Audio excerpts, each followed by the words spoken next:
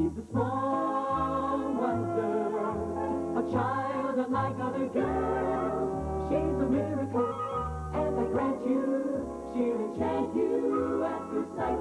She's a small wonder, and she'll make your heart beat light. La la la la la la la la la la la la la. She's fantastic, made of plastic, microchips here and there. She's a small wonder, brings love and laughter everywhere.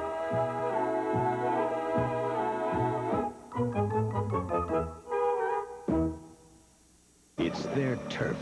It's their world.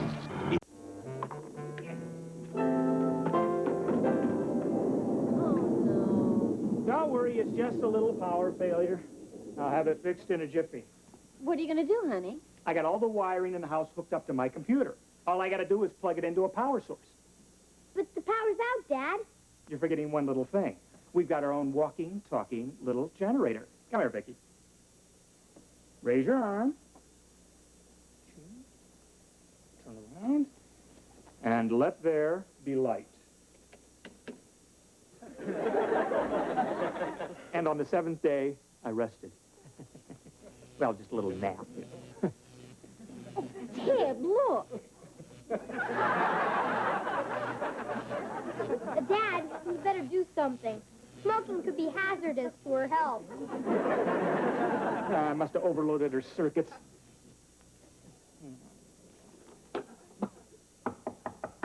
Oh, there's someone at the back door. Probably the Brindles. Their lights must be out, too. Their lights have been out for years. Okay, Vicky, let's see what the problem is here. Hi, Jamie. What do you want, Harriet? Her lights are out, too. My parents wanted to know if we could borrow some candles. I guess so. Why does your family always borrow stuff? Don't you ever go to the market? Sometimes. But my mother says the lines are shorter here. Well, you won't be needing these candles anymore. I'll save them for when you're older and wax your legs. Thanks. You want to meet my cousin Mary? Her folks are away and she's staying with us for a few days. She's 16. People say we look so much alike, we could be twins. That's bad news for Mary. Harriet? Oh, hi. Hi. Jamie, this is Mary. Hi, Jamie. Harry, your lights are on too, so your mom said that you can forget the candles. Oh, well, here, Mary, take them anyway. There's nothing we love more than lending stuff to the Brindles. Here, take our salt and pepper shakers, too. Thanks, Jamie, but we won't need them. I think we got a little lady killer here. Bye. Bye, little lady killer.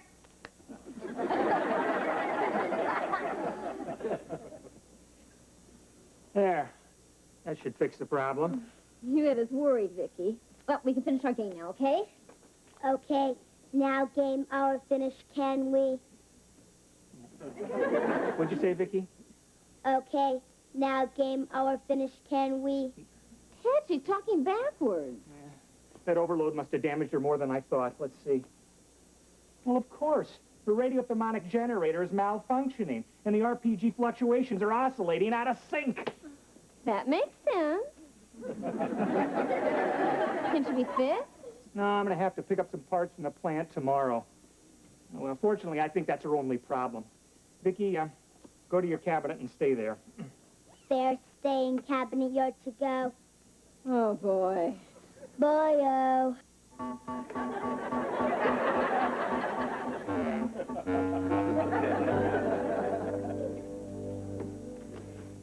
I'm telling you, Reggie, Mary's the most beautiful girl I've ever seen.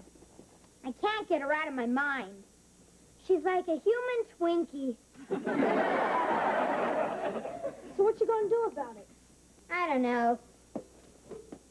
It's tough to date a 16-year-old when your body only goes up to 12.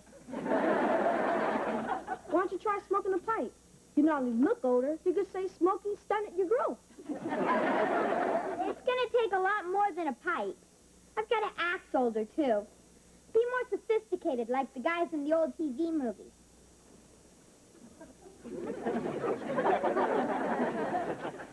How do I look? Like you have to go to the bathroom.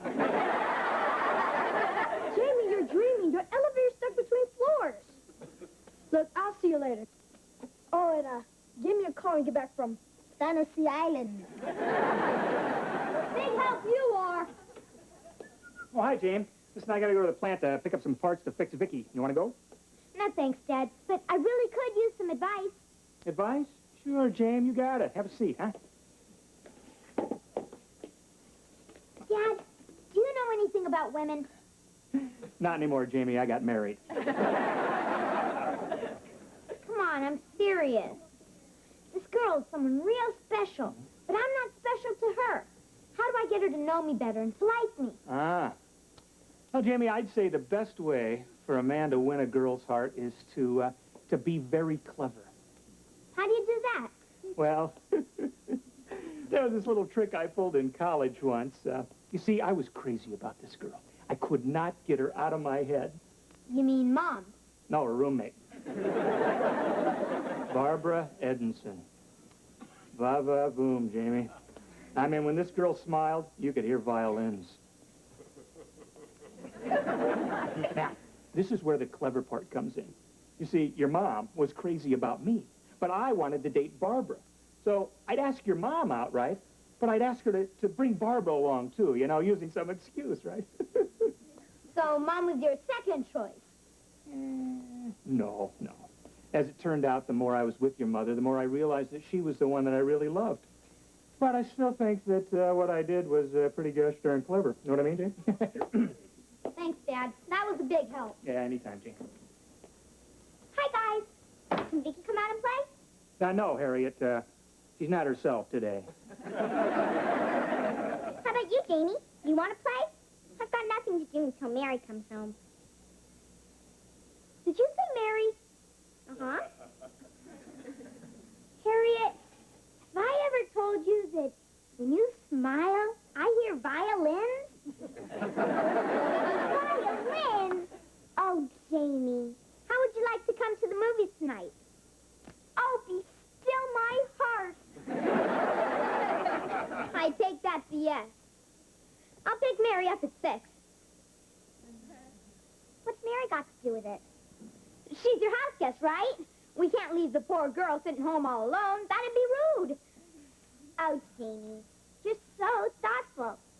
I'm in heaven. Yeah.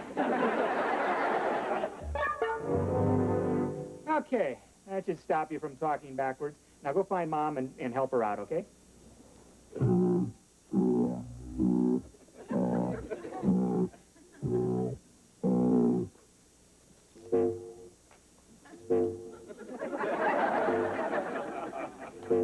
Well, back to the old drawing board.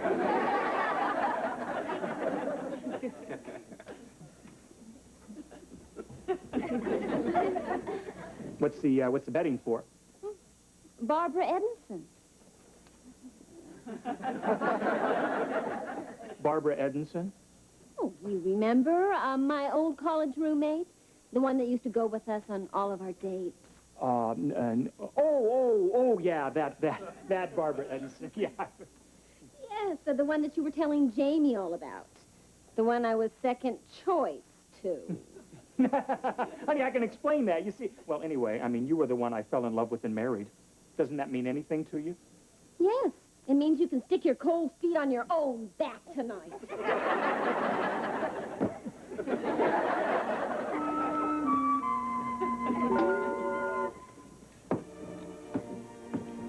You look beautiful tonight, Mary. There you go again, you little lady killer. What about me? Well, like you said, Harriet, you two look like twins, so you must look beautiful, too. Jamie, you and your sweet talk. And me and my sweet ear. Harriet, would you like some popcorn? I'd love it. Then go get it. Well, I mean, it'd be rude if I left you two sitting here all alone. Jamie, you're so gallant. And take your time.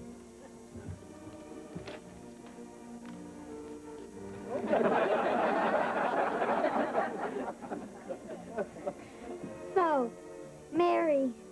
That's such a pretty name. I bet you were named after the Virgin Mary. Close, Mary Tyler Moore. Well, I really like the perfume you're wearing. I'm surprised. Most boys your age wouldn't even notice it. That's because I'm more mature than the average 12-year-old.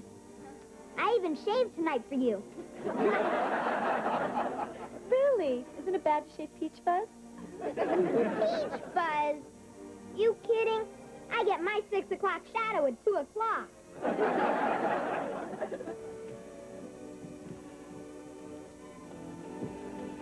Hey, Mary. Hi. See you later, Jamie. Where are you going?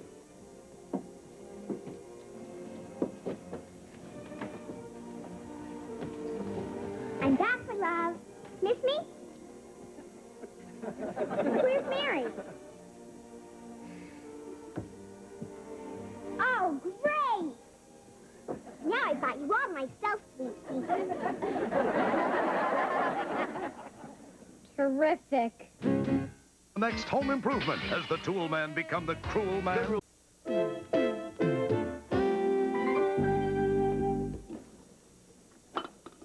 Hi, honey. How'd your date go? Abe Lincoln had more fun in the theater than I did. Oh, I'm sorry. Well, what happened? For one thing, I took Dad's advice. Well, in the future, when you want to know about women, don't ask a man. Ask a woman. What woman? Well, how about me? I passed the physical. What would you like to know? Well, there's this girl that I really like, but she hardly knows I'm alive. Well, have you told her how you feel? No? Then do it. Girls prefer men who are direct and honest and who don't play games. Direct and honest, huh? I'll give it a try. Thanks, Mom. Oh, my back is killing me. Hunchback of Notre Dame must have slept on that sofa. Okay, Vicky, I think that fixed you. How are your systems? All my systems are functioning normally, except one. Terrific. I got the world's tallest chipmunk. There. There. I fixed your voice. Fixed your voice. What'd you What'd say? you say? Come on, quit Come on, fooling fool around. Vicky, don't You do that. There, I turned your voice off. Nice guy. You're so smart, why don't you fix my back? Oh, ah!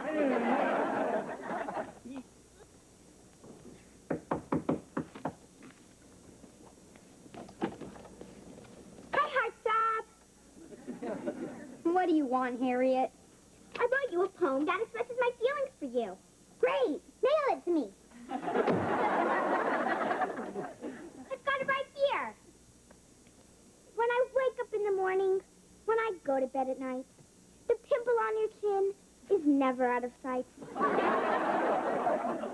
I'm really touched. In fact, I'm so touched, I have to see Mary. Mary? Why? It's about a surprise gift for you. For me? Oh, Jamie, you remembered our anniversary. It's been 12 hours since you heard the violins. I'll forget Mary. You can keep the poem.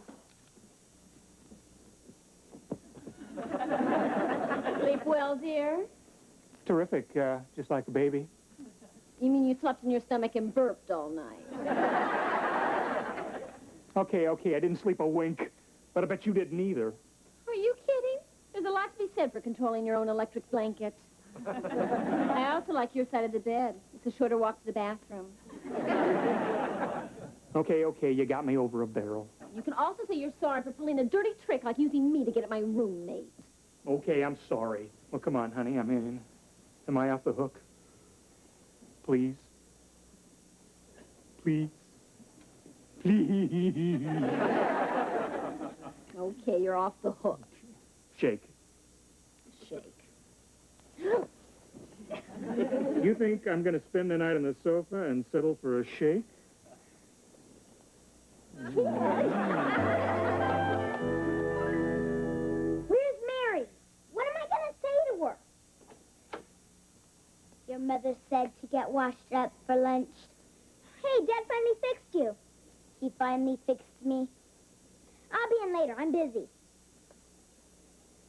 I know what I'll say. Mary, my dear, I'll be direct and honest. Let's get married. Nah, that's stupid. She'll think I'm a jerk who says dumb things. But I'm just a playboy who toys with women's emotions. Your mother said to get washed up for lunch. Not now, Vicky. Hi, Jamie. Harriet said you wanted to see me. Yeah, right. Oh, she said also to mention something about a diamond bracelet.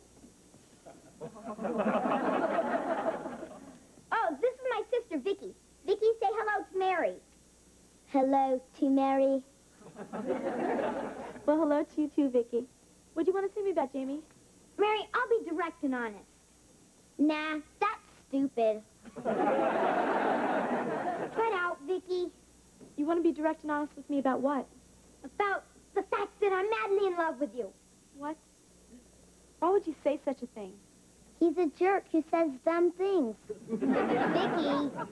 Come on, Jamie, quit fooling around. I really have to be somewhere. I'm not fooling, Mary. There's no use in fighting it. Fate brought us together, and it's going to keep us together. Jamie, this is ridiculous. He's a playboy who toys with women's emotions. Vicky, go. Let's get married. Now, let me be direct and honest with you, Jamie. You're too young and too short. But that's only temporary. Besides, being younger is an advantage. You'll die first, and you'll never have to be a lonely widow. I don't know whether to laugh or to get mad at you. I think you better stick to Harriet. She says you're crazy about her. Are you kidding? I only pretended to like Harriet so I could be with you. What? Jamie, that was a terrible thing using Harriet like that. I'm ashamed of you. I don't ever want to see you again. But you will. Because I'm going to be at your side. I'm going to call you. I'm going to write you. I'll walk you to school. I'll carry your books. I'll even brush your teeth after lunch. Jamie, that's enough. Goodbye. The little old lady killer will pick you up at 7 to walk you to school. Sorry. Who was that? Mary. Do you expect and believe that a girl like that is interested in a kid like you? Why not? Well, now, if I was Mary, I want a guy with a lot more experience. Like me. All right, who's this Jamie Lawson? Who wants to know? My name's Christopher. Want to find the little creep who's been bothering my girlfriend Mary? I'm going to rearrange his face. He's Jamie. Hey, no way. I'm Reggie. He's the creep whose face you want to rearrange. You got anything to say while you still have lips? Yeah. Christopher, let me be direct and honest. I'm not Jamie. I just look like him. Yeah, then who are you? The pool man? Okay, cool man. Let's see how long you can breathe underwater. Reggie, do something. I am. I'm leaving. Okay, Christopher, you can put him down. I think you got the message. Not so fast, Christopher. She's a slow learner. I got the message. Loud and clear. Mary, why would you do this to me? 'Cause you're a jerk. Yeah, what you did to Harriet is inexcusable. And I also don't want you hanging around Mary anymore. I just thought I could get her to like me. Like you? Why would I waste my time on a little kid and nothing? Nothing. Gee, I kind of like Lady Killer better. Mom says you must come in for lunch, Jamie. Come on, Christopher. The little baby has to go in for his bottle. I'm glad you're here, Vicky. You can tell that little skunk Jamie I'm never going to talk to him again. She said she's never talking to you again, little skunk. You can tell her I don't blame her and I'm sorry. He doesn't blame you and he's sorry. Harriet, I really do feel awful about what I did. And I'd like to make it up to you by taking you to the movies alone, just the two of us. Go on. What else? I'll even put my arm around you. All the way around? All the way around. Oh, I love it when you go caveman on me. See you later, sweet cheeks. Bye. Mom says you must come in for lunch now. Ooh.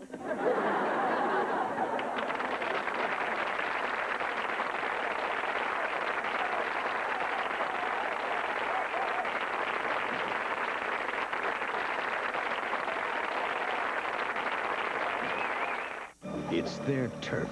It's their world. A small wonder, lovely and bright and soft curves. She's a small wonder, a child unlike other girls. She's a miracle, and I grant you, she'll enchant you at first sight. She's a small wonder, brings love and laughter everywhere.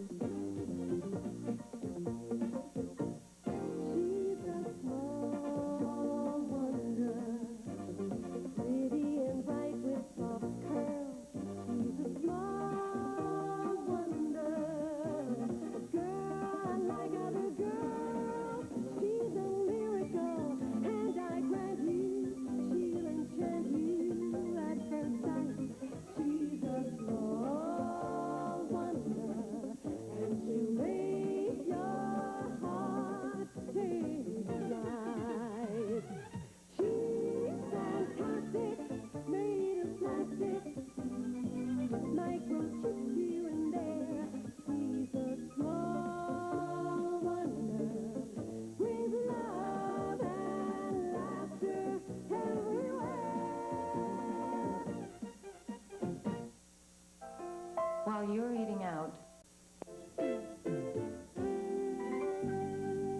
Watch this, Vicky.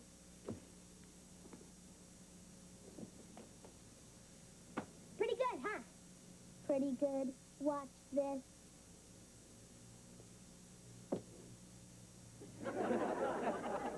Pretty good, huh? Big deal. Any robot can do that. Vicky, come down from there before you fall on your plastic little robot. Jamie, I thought I told you to finish your chores before you started to play. And how to clean up this yard. I can't clean the yard, Mom. The broom's not here.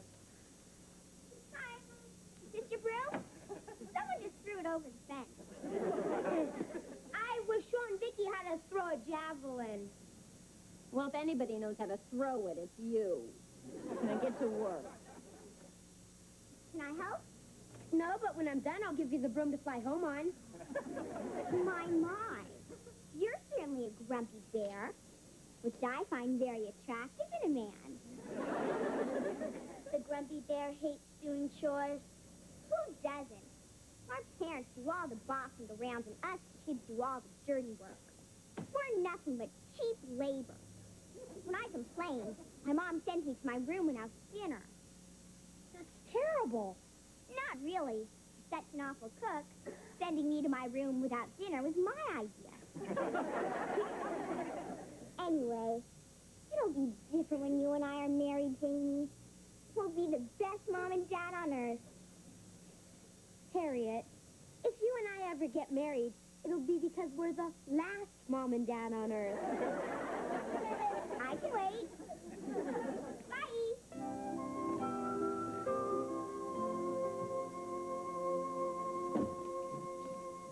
Hi. Hi. Bad day, huh? How can you tell? A kiss on the cheek usually means a bad day at work or garlic toast at lunch. Well, our union's got a new contract coming up, and the guys at United Robotronics have chosen me to represent them at the bargaining table starting tomorrow. Congratulations. But that's good news. Yeah, the bad news is management is being represented by our slimy, pea-brained neighbor.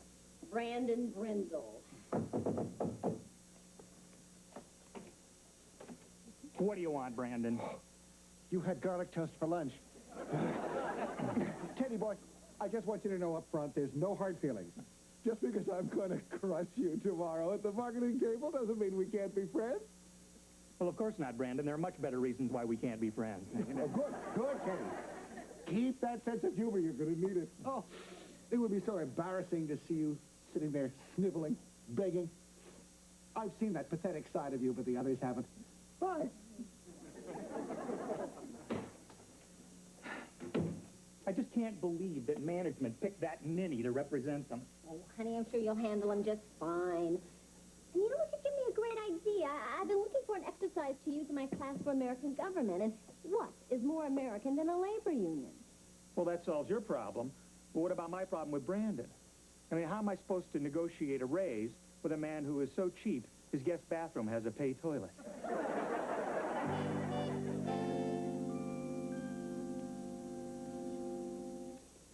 Oh, the whole point of a labor union is for workers to have an organization that speaks for them as a whole. And then they can go to management and bargain to improve working conditions. So, tomorrow I'll be the management in our exercise, and you'll be the labor union, and we'll negotiate. Yes, Jamie? What are we going to negotiate? Oh, I thought the class could decide on some things that they feel would make their lives better here at school.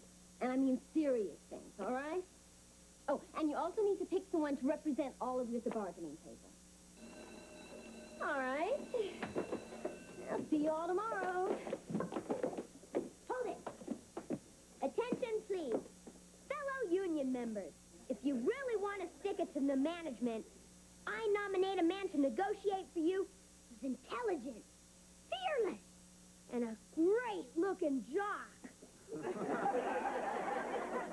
I nominate me.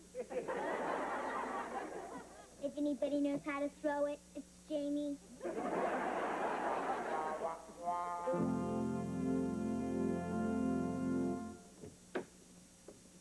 Hi. Hi. Oh, did your union pick its negotiating team? Yeah, they chose us. Tomorrow we'll really stick it to management.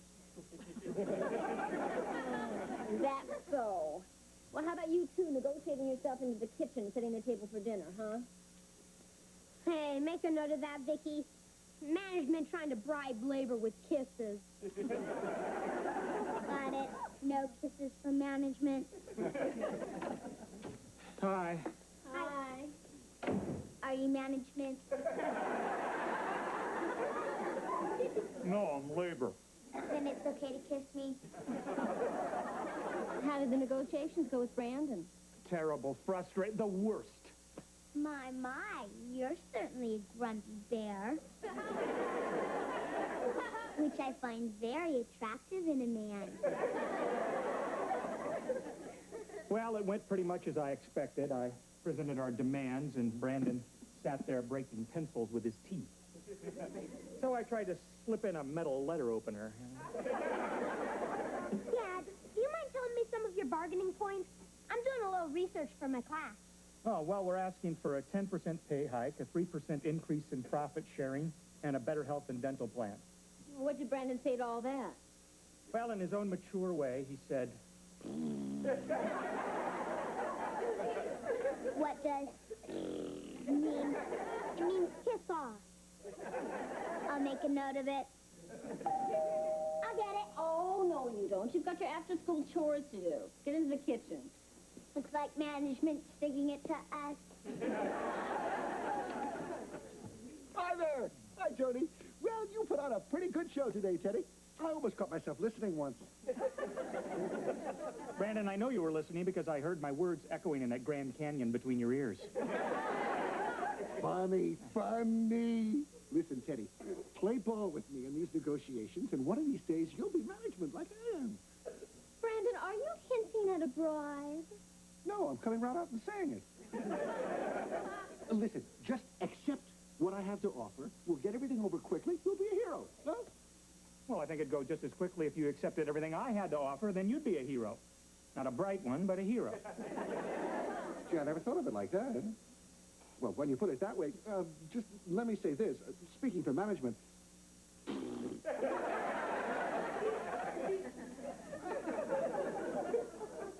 Well, you have to admit he's eloquent. Labor says dinner's in the oven. Thank you, Vicky. Well, Brandon better shape up or we'll put up a fight that he'll never forget. We're going to stand firm and united, and if he tries to push us against the wall, we will strike. That's the spirit, honey. And if he thinks I'm kidding, he can go suck canal water. When I'm through with him, he's going to be eating crow. You feel better now? No. What's for dinner, Vicky? Stuffed cabbage, but if you want, I can go stuff a crow. Good. Make a note of that one. Will the class please be seated? Will the negotiating team come to the bargaining table? Has labor completed a list of its demands? Yes, ma'am. And remember, you're negotiating with that cute little bundle from heaven you used to burp. Vicky, read our demands. Labor's demands are as follows. We want a longer lunch period, a candy machine in the classroom for emergency energy purposes, a 48-hour warning before any surprise quizzes, and no term paper longer than 5 pages. Make that 2 pages. And last, we'd like to have a place to keep our pets while we're in school. Now, class, settle down. I thought I instructed you that I wanted these to be serious demands for this exercise, not frivolous things. They are not frivolous. Frivolous. Frivolous is an adjective meaning silly. Is management telling labor that pets aren't important to kids? Well, I really don't think that... Adults have daycare centers for their kids. Why can't we have them for our pets at school? Now, class, that's enough. Management has no intention of giving in to these demands. What is labor's reply? Labor's reply is... Are you sure that you're speaking for your entire union? Union? Well, it's obvious that labor is not intending to negotiate seriously. The meeting is adjourned. You may return to your seats. If management thinks labor won't put up a fight, then management can go suck canal water. We'll put up a fight management will never forget. Yeah! So, we're going to stand firm and united, and if they try to push us to the wall, we'll strike. Strike! Strike! Strike! Strike! Strike! Strike! Strike! Strike! How would Lee Iacocca handle this? It was one of the most talked about X-Files ever.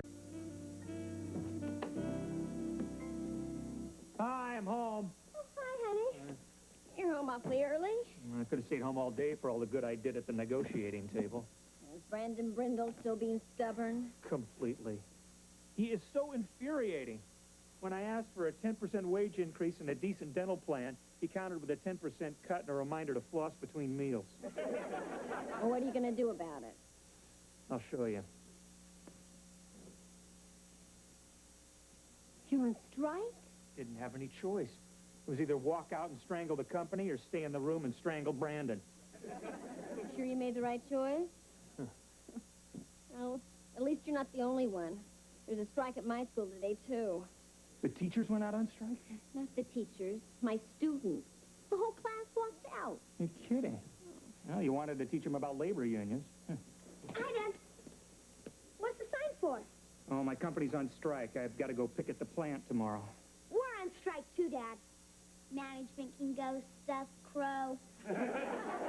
That's carrying things a little bit too far. I mean, I don't think kids should be striking at school. You listen to your father, But I'm with you in principle. but not when he's wrong. The right to strike is one of the building blocks of a free society. And it's a free society that's made me what I am today. Unemployed. I'm glad you feel that way, Dad. Because I wrote down some things that Vicky and I would like to negotiate with your mom. What do you mean? Well, we did the chores around here, so that makes us labor. You give the orders, so that makes you management. Vicky, read our demands. I don't believe this. Believe it. Labor demands an extra hour of TV every night, a modest $5 a week raise and allowance, and no more broccoli. That's it. Short and sweet. Well, I'm afraid we can't let you stay up an extra hour. You wouldn't get enough rest for school. Yeah, and as for your allowance, you already get enough to cover your basic needs. Video games, comic books, and Slurpees. Well, what about the broccoli issue? Broccoli's nutritious. It's good for you. It's yucky. I'm with her. Sorry, it's no on all three demands. Okay. If management won't negotiate with labor, then labor has only one thing to say. What's that? I think that's self-explanatory. We're on strike.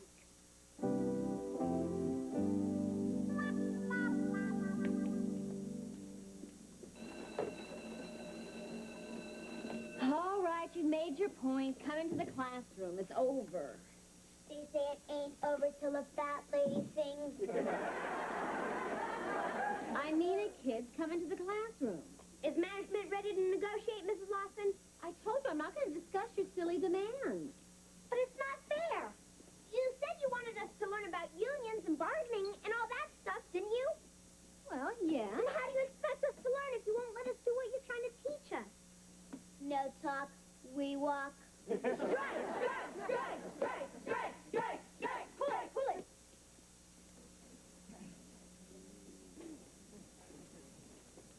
Mrs. Lawson, I realize I'm only the principal of the school, but may I ask why your class is picketing in the hall? Or is that being too pushy? Well, Mr. Bryan, it is kind of hard to say. Give it a shot. They're on strike. Strike? Can we talk? Miss Lawson, this better be good. Well, if you recall, Mr. Bryan, I cleared this class assignment with you on labor unions yesterday. Yes, but I don't recall giving my approval for a strike. That was their own idea. Mr. Bryan, I know this is a little extreme, but I think they're about to learn an important lesson here. I would really appreciate it if you just let me play this out a little longer. Well, okay. Thank you, Mr. Bryan. Now, would you get them back into the classroom before the whole school joins them and we end up on 60 Minutes? Boys and girls, will you please come into the classroom? Management is ready to negotiate your demands. Yeah!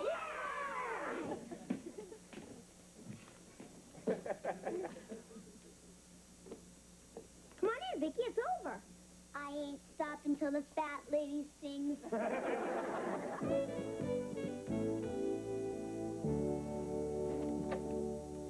Oh, hi. Hi. How's it on the picket line? Honey, it was so hot out there, my feet feel like baked potatoes. How about something nice and cold to drink? Oh, great. And some sour cream and chives for my feet. So how's your strike going? Oh, I'm thrilled to say that it was all settled. Had to do a little compromising, though. The kids wanted to have a daycare center for their pets. What'd you work out? I said no, but they could have a pet show once a month, and that I would donate the papers to cover the floors. Boy, you're a great negotiator, honey. I should try that with Brandon. Nah, I'd never use a newspaper.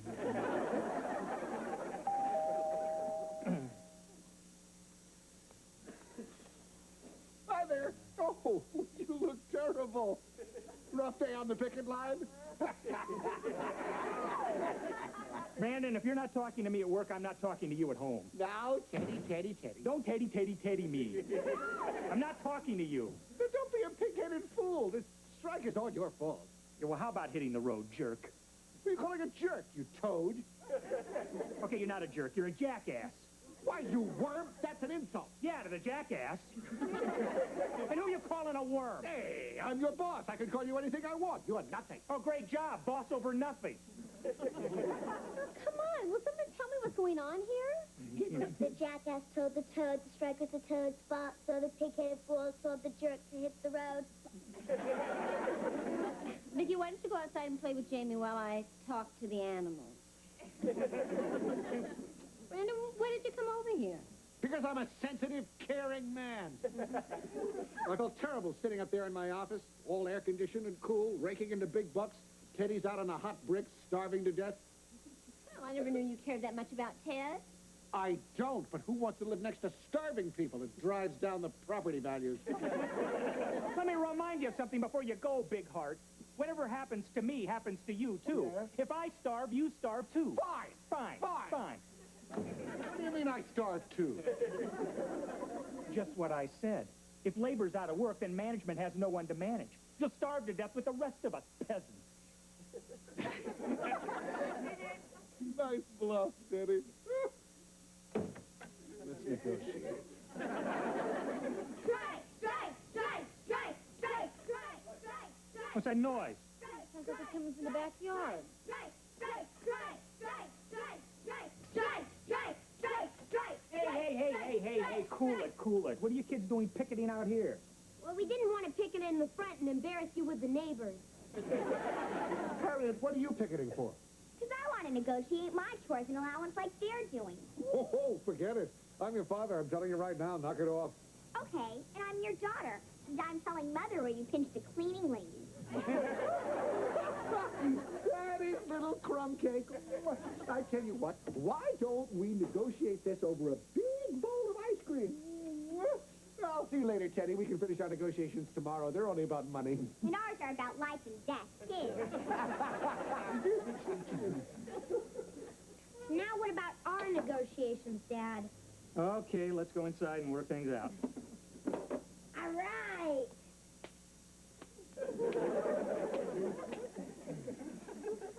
Joni, while we're hammering out our new contract, would you make us something to nibble on, please? Why am I always the one to get the refreshments? Because you're a mom. That's your job. For which I'm overworked and not paid. You know, I'm tired of being taken for granted around here. The kitchen's on strike. What? And as for you, you'll have to negotiate any other room in the house. Got the picture?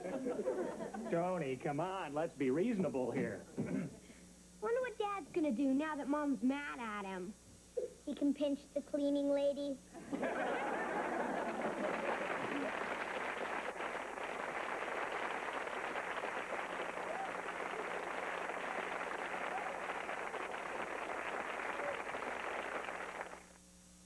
You know, in the car...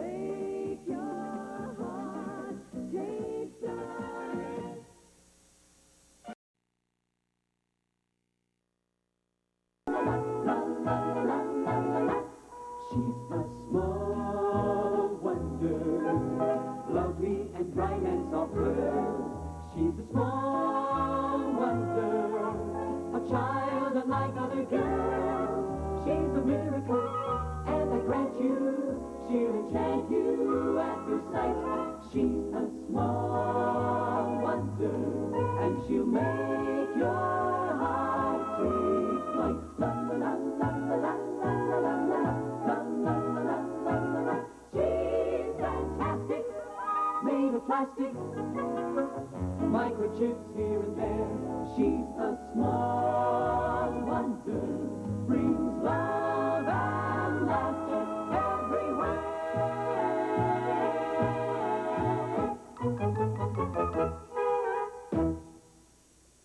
It's their turf. It's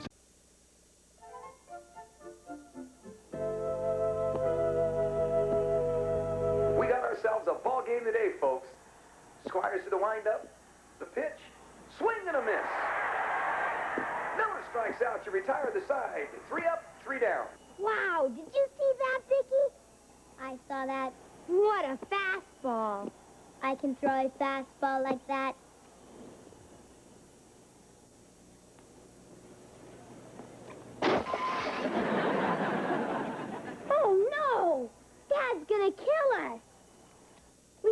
dressed up nice so we'll look good for the funeral. Jamie, it's me, Harriet. Vicky, find out what that pest wants. I'll get the ball. Hi, Vicky. Can the Incredible Hunk come out and play? The pest wants to know if the Incredible Hunk can come out and play. Tell her I'm busy. The hunk is busy. That's okay. I'll come in and play. Vicky, that's the last time I called on you for pest control. What you watching? The baseball game. I wish you catch spring fever instead of baseball fever. Harriet, I gotta watch this and pick up some pointers. My baseball team starts practice next week, and I'm the catcher. I'll watch with you. A woman should always be interested in what her man's doing. Harriet, do you mind sitting someplace else? Anything to please my man. Cleveland would be better. Teach me about baseball, Jamie. Sure. You know what they mean when they say you're out? I'm not sure. I'll show you. Now, watch closely. You're out!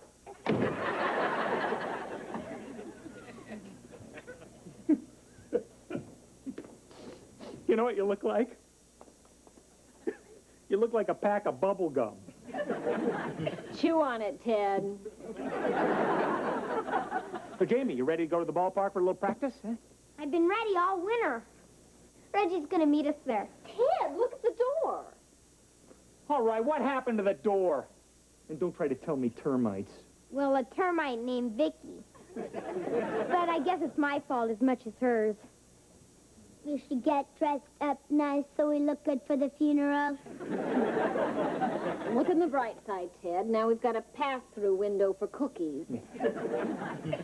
Well, Jamie, just be more careful what you tell her, all right? Okay, let's get going. You too, Vicky. You're going to learn all about baseball. I already know about baseball. Oh, is that so? I'll show you.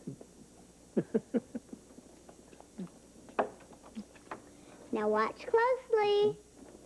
You're out.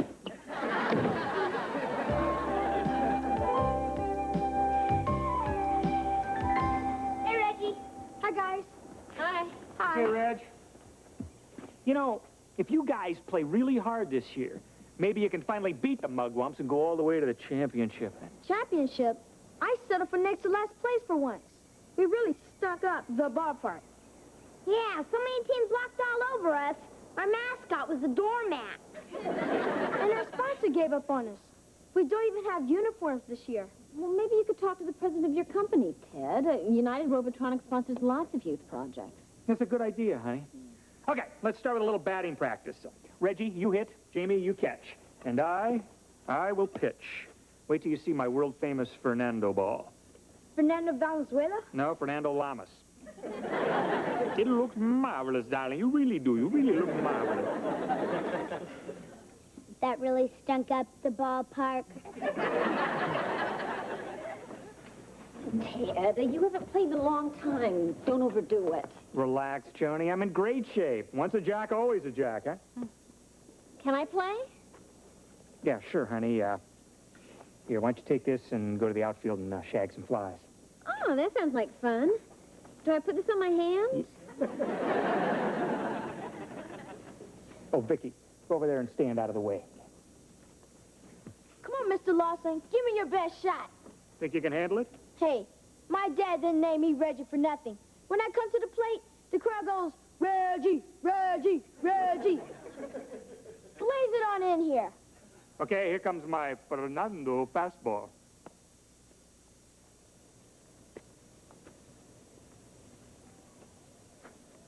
Ah! Are you okay? Oh, I think I threw something out. You look marvelous, darling. Really, simply marvelous. Ted, what happened? I think I pulled a muscle. Where? Everywhere. Even my hair hurts. I think I better take you home. Kids, I'll be back by dinner time, okay? Okay. Hope you feel better, Dad. Me too. Kid, maybe an ice pack will help. I got a better idea. Put my whole body in the freezer.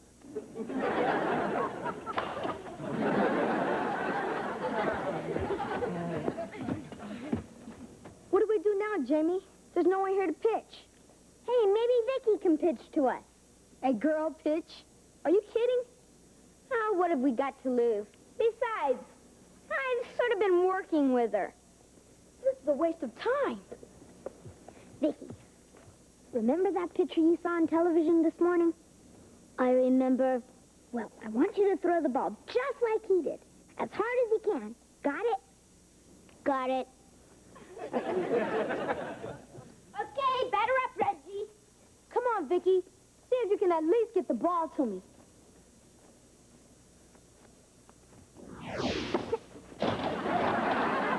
Wow! Strike one! Beginner's luck. She couldn't do that again in a million years. Think so? Do it again, Vicky, only this time, slow it down for Reggie! Slow it down for Reggie!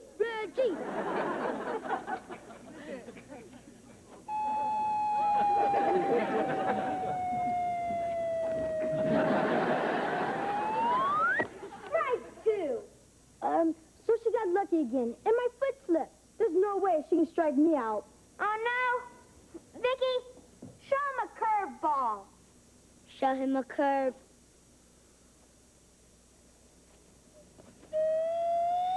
Strike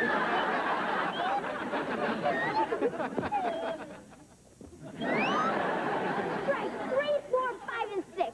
You're out twice. Man, I don't believe it.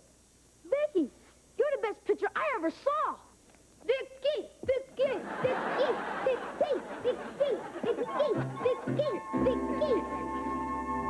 Ow. Sorry, honey. You should have listened to me. Your body isn't in the same shape it was 20 years ago. My body isn't in the same shape it was 20 minutes ago. Well, I think you better limit your involvement with Jamie's baseball team with finding the sponsor for it. Yeah, why don't I call the president of my company right now? Do you think you should bother him at home on a Sunday? He won't mind. Bob's my buddy. I mean, we are like this. Ow. Oh.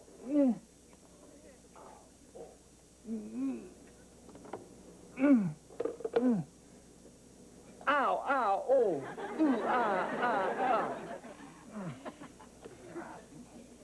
Bobby.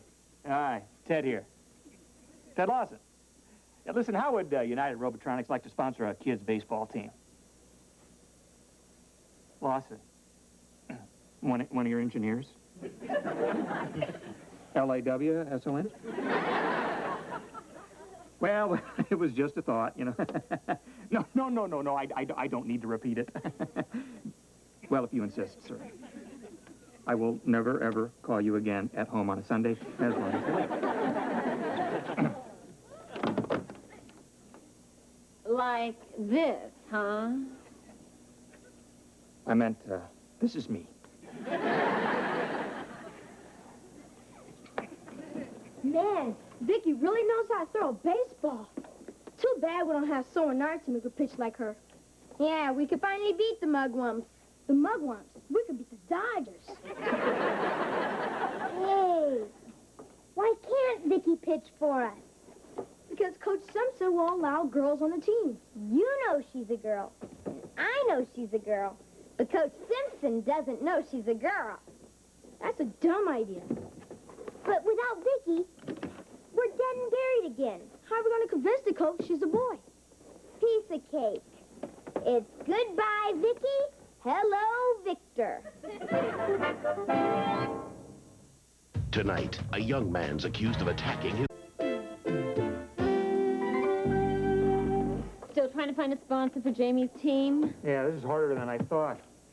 Hi, my name is Ted Lawson. I was wondering if you'd like to sponsor a kids' baseball team. They're a wonderful bunch of kids. Uh-huh. Oh, I see. Uh-huh. Well, I'll keep that in mind. Yeah, thanks anyway. Who were you calling?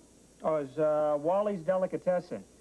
He says they can't sponsor us, but for opening day, he'll donate a baseball made out of chopped liver and a bat made out of a kosher pickle.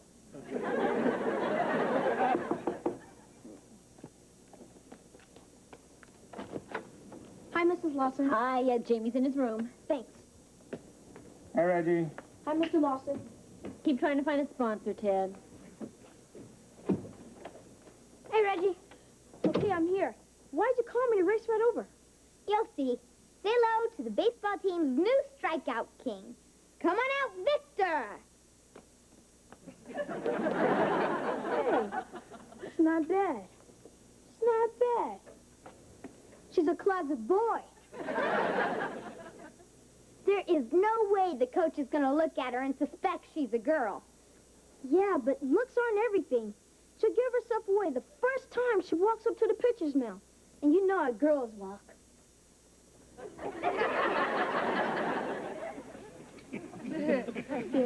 I see what you mean. Victor, my boy, you're going to have to learn how to walk like a jock. Watch me.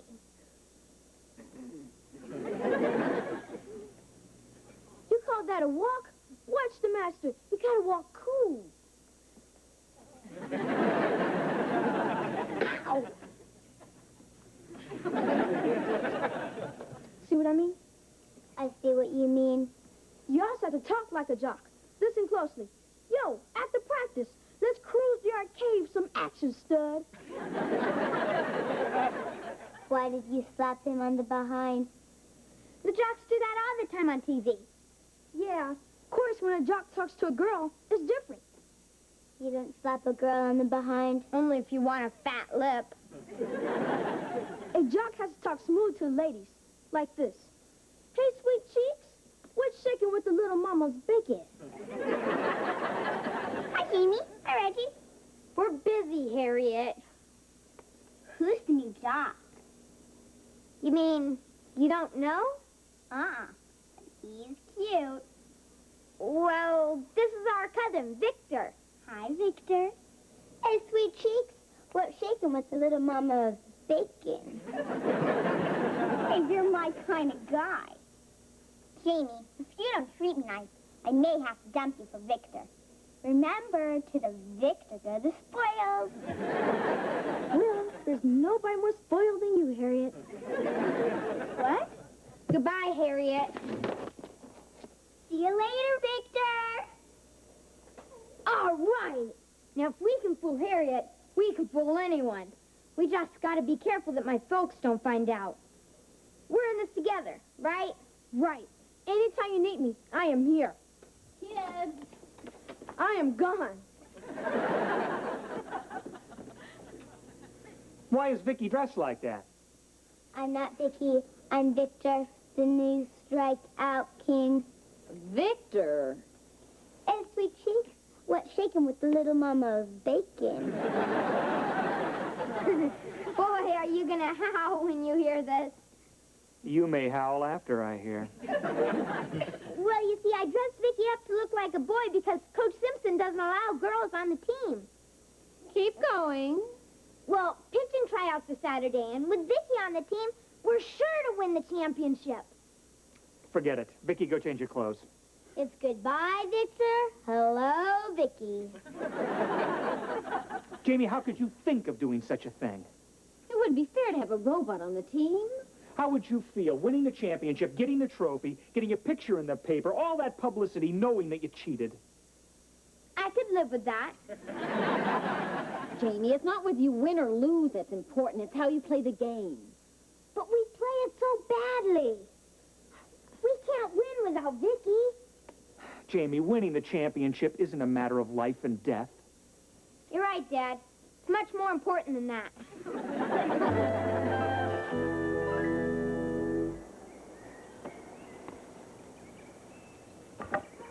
Simpson, I've got one more picture for you to try out. This is my cousin, Victor. Hiya, Victor. Yo, after practice, let's cruise the arcade for some action, stud.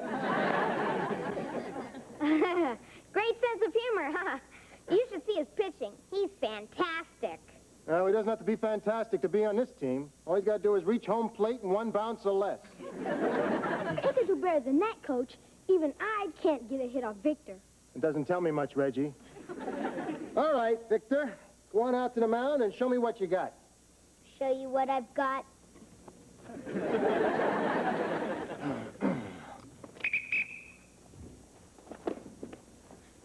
it as hard as you can, Victor.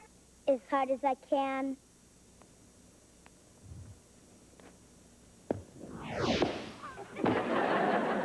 What a fastball.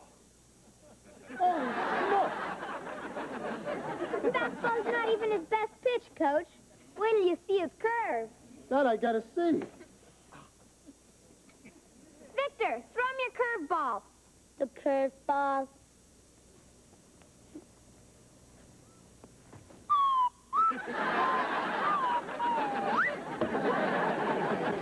What an arm. I don't believe it. I told you so, Coach. Come on in, Victor. It's a miracle. I've been waiting my whole life for a pitcher like this. Victor, you're going to take us to the championship. We'll make chumps of the mugwumps. Yeah. Hey, he's a she. Yeah, Coach. Victor's really my sister, Vicky. I thought he walked a little funny. I only dressed her up to look like a boy because of your rule about no girls on the team. Dummy, that only applies to girls who don't throw the ball 90 miles an hour. You mean Vicky can be on the team? Be on the team. She is the team. Yeah! I hope I'm doing the right thing. Just as I thought. That little stinker brought Vicky down here when I specifically told him not to. Sure wants to win badly. Okay, Vicky, get back out on that mound and show me what other pitches you can throw. What other pitches I can throw? Jamie, there isn't a team in the league that can beat us now. Vicky is our secret weapon. Yeah, right. Jamie, how could you even think of doing such a thing? It wouldn't be fair to have a robot on the team. How would you feel knowing you cheated? Coach, could you hold it a second? I have to talk to my sister. Sure, kid. Vicky, change in plans. Remember the other day when Dad threw his famous Fernando ball? It looked marvelous, darling. Simply marvelous. Right. Listen closely. Got it? Got it. Okay, Coach. Let's go, Vicky. Knock me down again.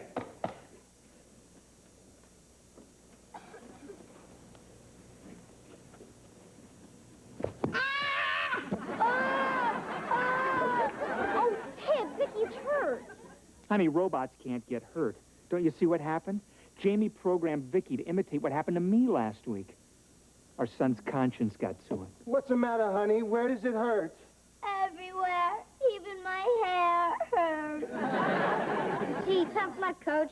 Looks like our star pitcher's got a glass arm. What we need is a pitcher with a mechanical arm. Hang in there, Coach. They'll soon have robots pitching. Mom, Dad, I can explain. You don't have to, Jamie. We saw what you did and we're proud of you. Straighten up, Vicky. Will Vicky be okay? Yeah, but we won't. We're back to finishing in last place again. Yeah, but you'll be the best-looking losers in the league. What do you mean? Well, I got a sponsor for your team. Here are your new uniforms. Huh? Black uniforms? Well, your sponsor insisted on it. A mortuary? It's perfect. Without me, you're going to be dead and buried again.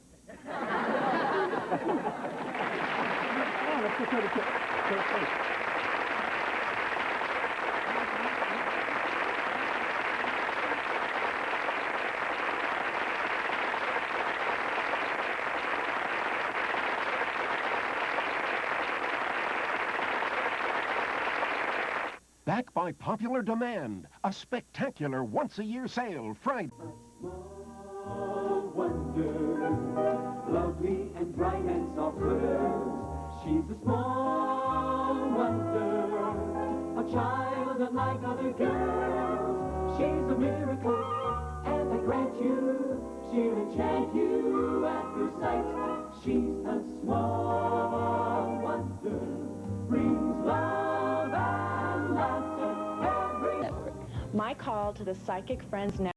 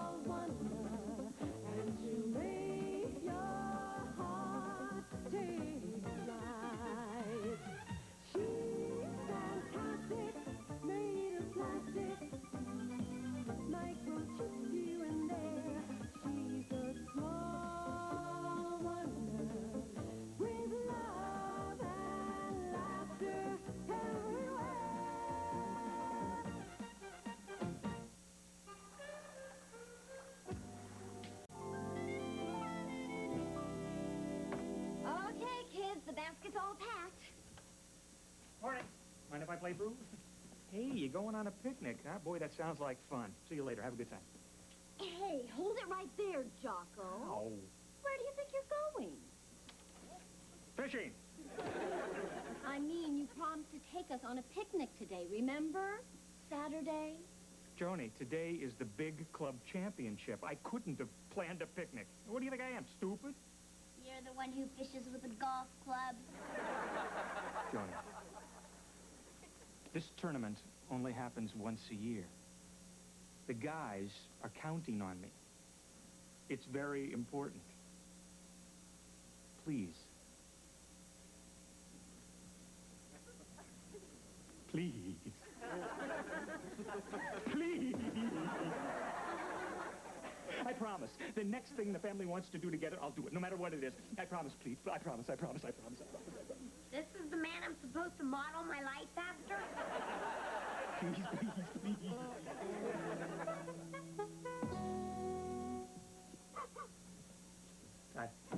So what do you think, honey? You think the trophy will be noticed up here, or, hey, maybe I should put it over the mantle in the living room, huh? Why don't you just hang it on the front door as a knocker?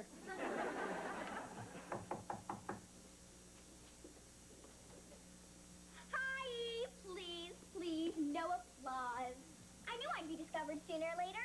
I guess it's sooner. Good. See you later. Got this letter this morning from the TV show Beat Thy Neighbor. They want my family to try out for the show. Hey, I was watching that this morning. That's that funny show where the neighbors compete against each other in crazy contests.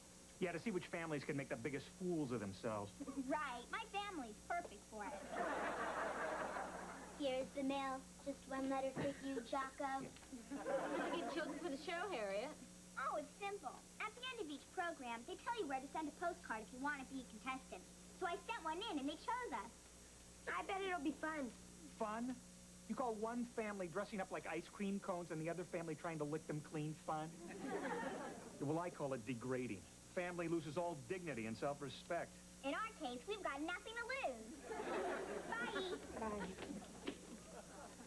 I don't believe this. Well, what is it? It says here we've been invited to try out for Beat Thy Neighbor. All right. All right, who submitted our name? I didn't do it. I didn't do it. I did it. Vicky, why'd you do it? The man on TV said to send in a postcard, so I did. Well, no way are we going to try out for that show. Dad, you promised. What did I promise? Please, please. I promise. The next time the family wants to do something, I'll do it. Oh, that promise. Well, I thought you meant like taking in a ball game, not swimming in chicken fat. Come on, you guys. Only a complete imbecile would go on Beat Thy Neighbor. Hi! I rest my case. Hello. Hi. Hi, you're looking well. For you. Nice trophy. Where'd you buy it? You probably heard we are going to be big TV stars, but don't worry, sweetheart, Bubby, we'll still keep in touch with the riffraff. Oh, I wish there was time for Calvin to design some really stunning outfits for our interviews. Calvin? Calvin Klein. We're very close, you know. I was responsible for his huge success in jeans. Oh, really? Oh, yes. Yes, I said to him, I said, Calvin, put the name on the behind, not on the fly. However, since the interview's tomorrow, I suppose we'll just have to buy something, off the rack. We got invited to try out for Beat Thy Neighbor, too. I'm not going to subject my family to all that embarrassment and ridicule. The grand prize is $50,000. Still, if it's done tastefully. All right, we're going to be TV stars. Don't worry, sweetheart, Boogie. We'll still keep in touch with the riffraff.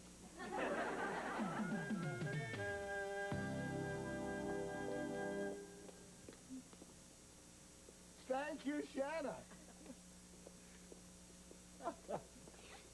Now remember, act up. Pippy, bright, lots of personality, just like the host of the show, Guy Dwyer. Brendan, I don't have to act. That's the way I am naturally. Effervescent. Hi, Brindles. I'm Guy Dwyer. Hi, Guy. Sorry I'm late, gang, but you know what? Somebody stole my brand new car. Oh, what a shame, but of course it was insured. No! Too bad. You know, I like your sincerity. Yes, I see you're exactly the kind of people I want on my TV show. You're happy? Fun-loving? Want to come on the show to have a good time? Not just there to make the money. Money? You give away money? We had no idea. You wouldn't believe the hard luck stories I get from people pretending to be down and out just to come on my show to make a buck. That's disgusting. Well, I've already picked one of the two families to be on the show, and that's the Gumps. And I would really like that other family to be the Brindle Bunch. However, I still have to interview one more family from your neighborhood, and that's the Lawsons. They're a wonderful family. You can't tell right away because they're so boring. In that case, you stay by your phone because you may get a chance to Beat Thy Neighbor. feel good. Bye, Brindle. Bye, guys. Yeah. Ah. Looks like it's either us or the Lawsons, Daddy. Well, don't just sit there, Hotshot. What are we going to do about Mr. and Mrs. Whitebread and their two little crumbs? Leave it to me. Have you ever known me to be at a loss for something underhanded?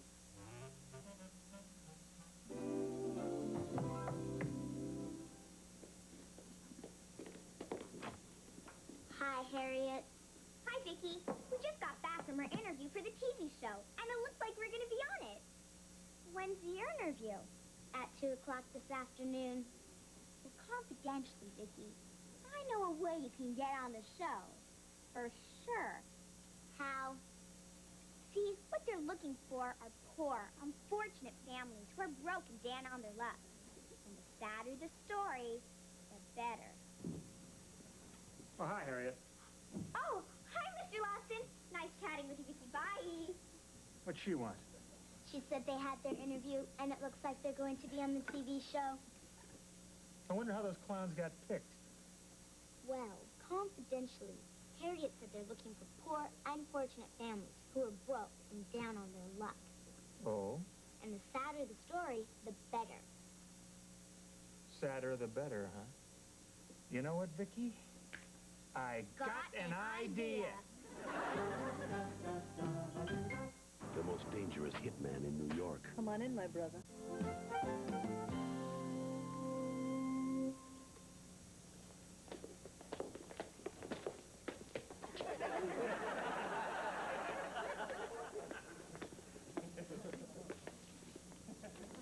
Hi, Mr. Dwyer. We're the Lawsons. Oh, hi there. Awesome. Hi, guys. Forgive me for staring. Yeah, well, please sit down. Thank you.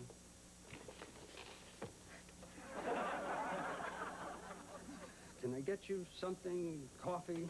Oh, thank you. What would you like in it? A lamb chop. You poor people.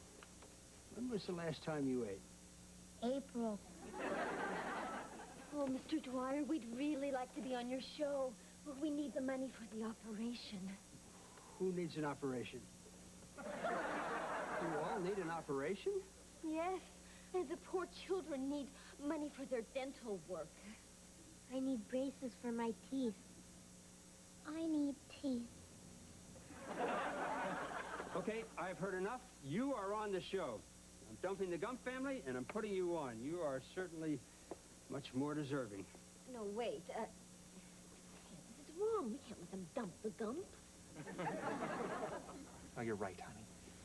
Mr. Dwyer, listen, we're just not as bad off as we seem. What courage. Yeah. What a gutsy family. Yeah. No. No. I'm not going to take no for an answer. Let me level with you folks. As I told the other families going to be on the show, the Brindles. I usually hate this kind of hard luck story. What? You told the Brindles that? But I'm going to make an exception. This is the saddest story I've ever heard. You people are pathetic. I haven't been this moved since our ratings dropped. Well, in that case, I think we'd love to be on your show, Mr. Dwyer, and beat the heck out of the Brindles. Right, Lawson? Right. An eye for an eye. And anything for a tooth. Hi, out there in TV land. It's time once again to...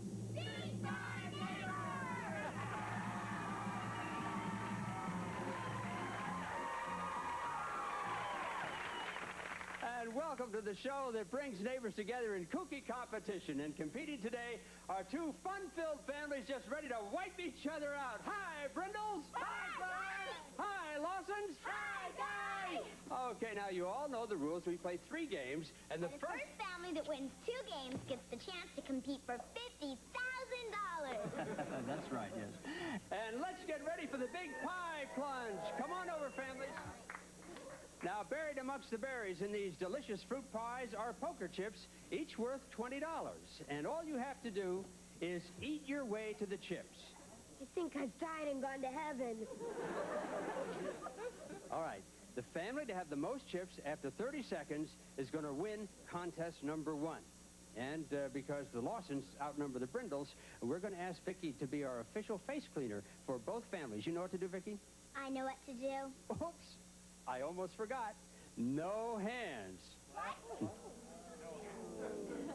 All right, families. Get ready. Get set. Go. No hands. Okay. Go for those chips. Eat away. Let's keep eating. Come on, Brindles. You're way behind here.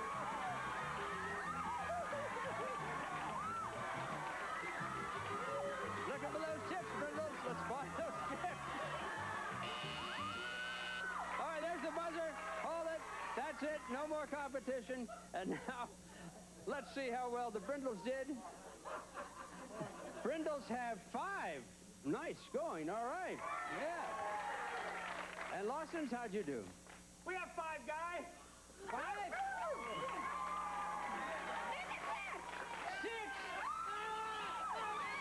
That means the Lawsons win contest number 1.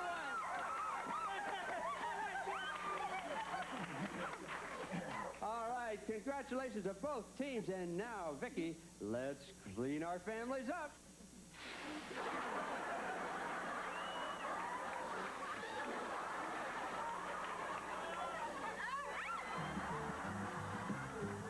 And now it's time for contest number 2. Curtains, please.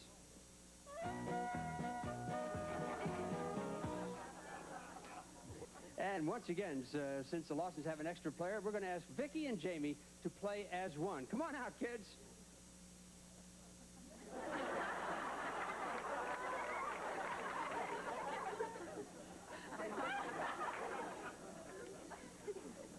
All right, let's begin our game. Now, the object is to take the ball. Thank you, Shauna. Take the ball. There we are. And pass it to the person next to you. Okay, the person next to you passes it to the person at the end of the line. The person at the end of the line takes the ball and puts it in the basket, And that is simple, right? Oops, I forgot. No hands. And one more little thing. Instead of tennis balls, we're going to use these big, squishy tomatoes.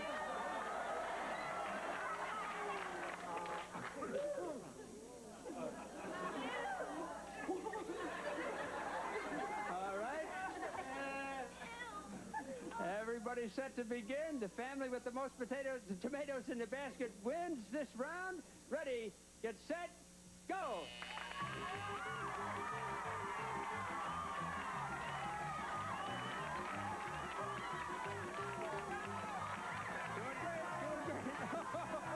No hands. No hands. Let's make sure they get them in the basket. In the basket, there you go. We're having fun. Are we having fun?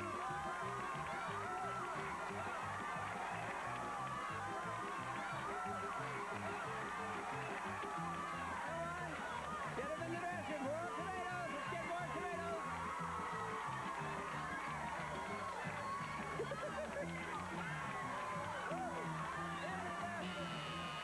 Oh, there's the buzzer. That's it. Hold it. No more. No more. There's the buzzer. Family's back. All right. And now, let's check and see how the families did. And it looks like the Brindles have four tomatoes. Good. How'd the losses do, Shannon?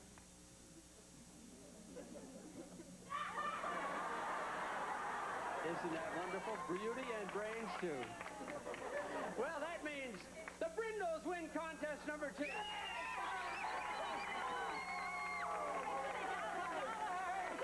And we'll be back with the deciding game right after this commercial message. Okay, everybody, change clothes for game number 3, please. All right, thank you, and welcome back to the third and deciding contest on Beat Thy Neighbor. Curtains, please.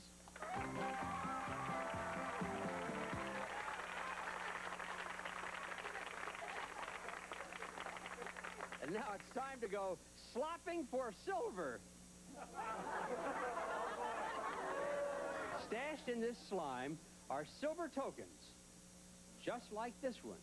And the family that finds the most tokens is going to be our champion and win a fun-filled vacation to Acapulco.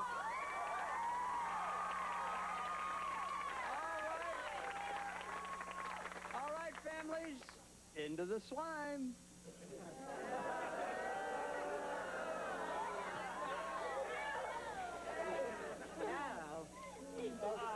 And now, hold on to the shoe. Let the game begin. Yep.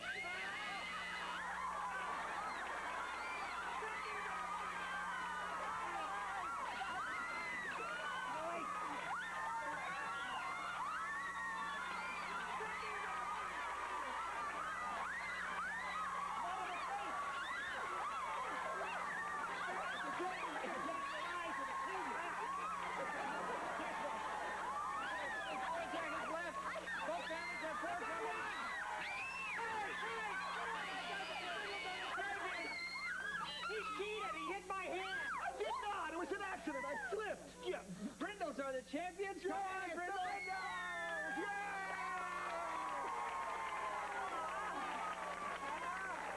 And now, the Brindles have a decision to make. Uh-huh. Do you want to keep your vacation trip to Acapulco or give it back for a chance at our $50,000 grand prize? You have 10 seconds to decide.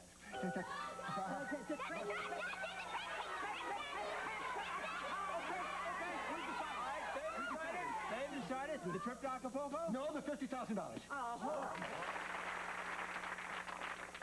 Okay, now, in one of these chickens is a check for $50,000.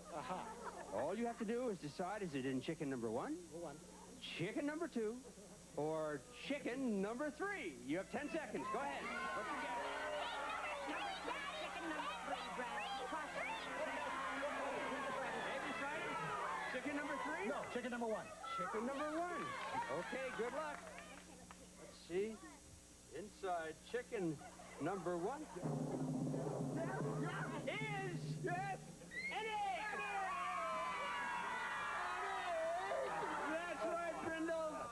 Inside chicken number 3 is the check for $50,000.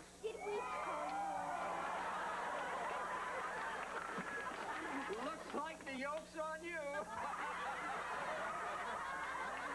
And Lawsons, I don't want you to be too disappointed because here on Beat Thy Neighbor, if the champions give up their trip, it goes to the other family. That's right, Lawsons. Pack your bags because you're going to...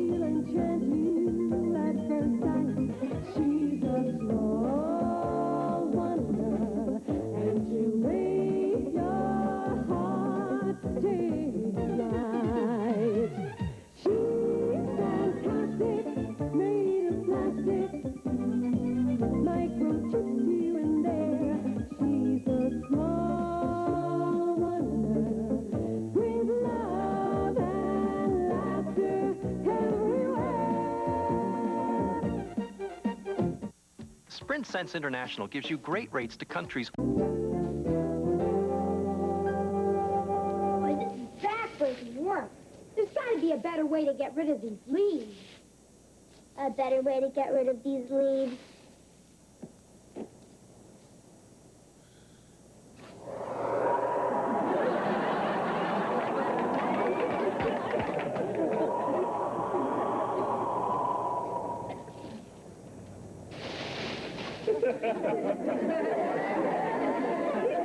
That was so weird. I just got caught in a leaf storm.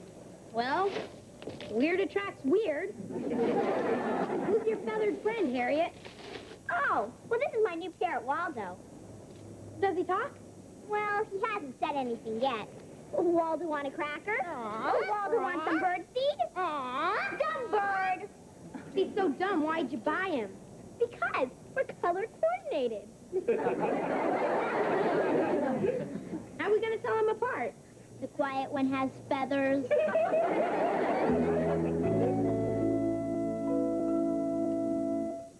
Hi. Ryan, Joni, I'd like you to meet RAM class. RAM class? Yes, it stands for Random Access Multiple Concurrent Linguistic Analytical Sequencer.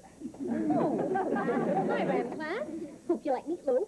It's my latest modification for Vicky. I'll show you how it works after dinner. Hey. Honey, you are in love with a genius. I am not. You're the only man in my life. Anyway, I got another surprise for you. Remember that big charity ball that my boss, Harold Jennings, sponsors? Yeah, the one that we can't afford to go to because it's $500 a person? That's the one, and we're going. What? Well, that's $1,000 for the two of us. Do you have a separate bank account that I don't know about? Joni, everybody on the organizing committee gets in free, so I volunteered. Great. You.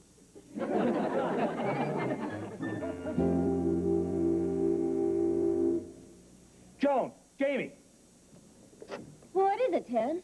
I'm ready. There, that ought to do it. Okay, Vicky, a drum roll, please. A drum roll.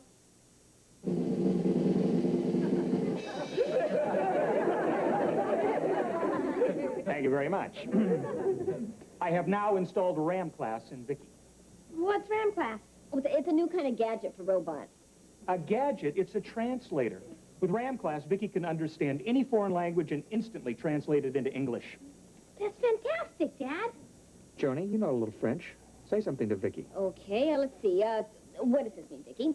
La plume de ma tante est sur la table. The pen of my aunt is on the table. That's right. I bet that comes up a lot in conversations. Okay, Vicky, try this. Wie geht's? What's happening, bro? She even speaks school German. Oh, Ted, that's incredible. But what are you going to use it for? Well, one of the reasons I created Vicky was to help children with learning disabilities. And with RAM class, robots can help kids no matter what language they speak. I got a real test for her, Dad. Let's see if Vicky can translate the Spanish language station on TV. Good idea.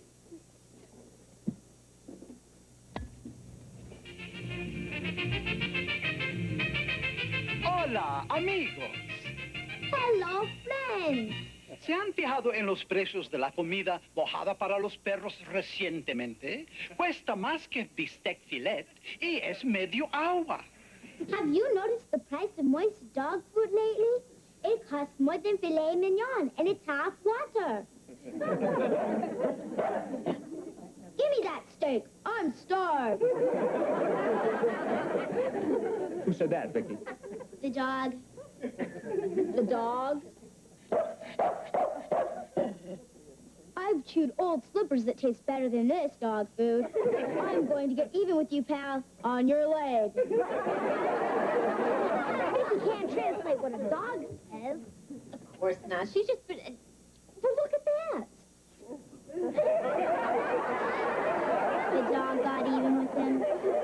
Vicky, you're a nuts and bolts Dr. Doolittle.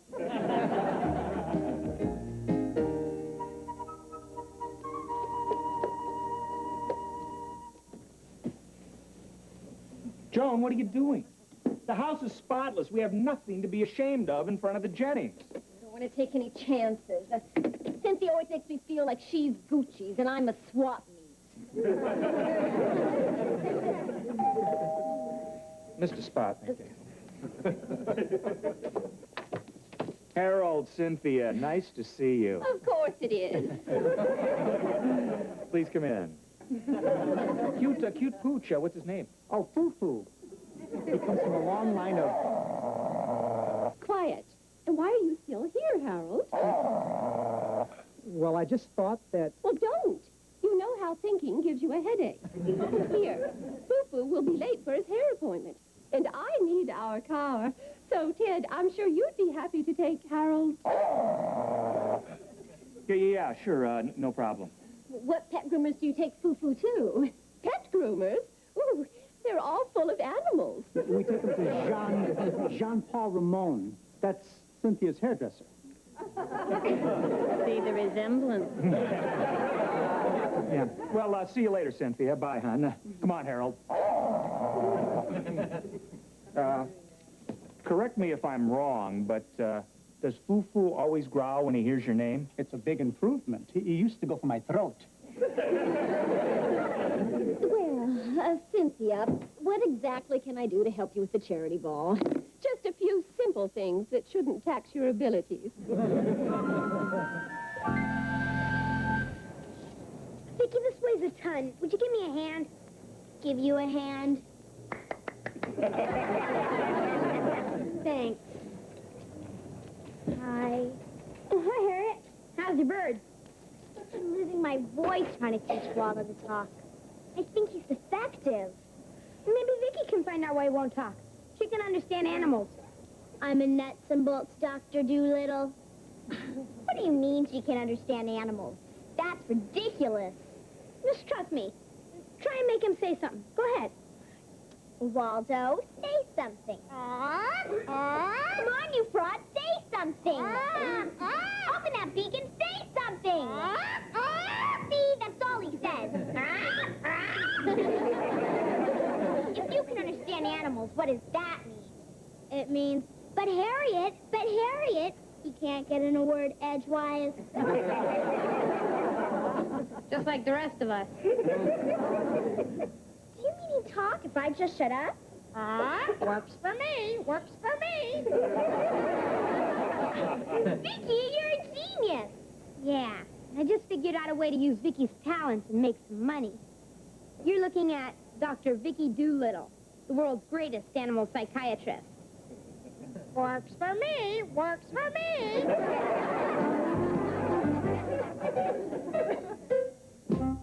Small Wonder will return after these messages.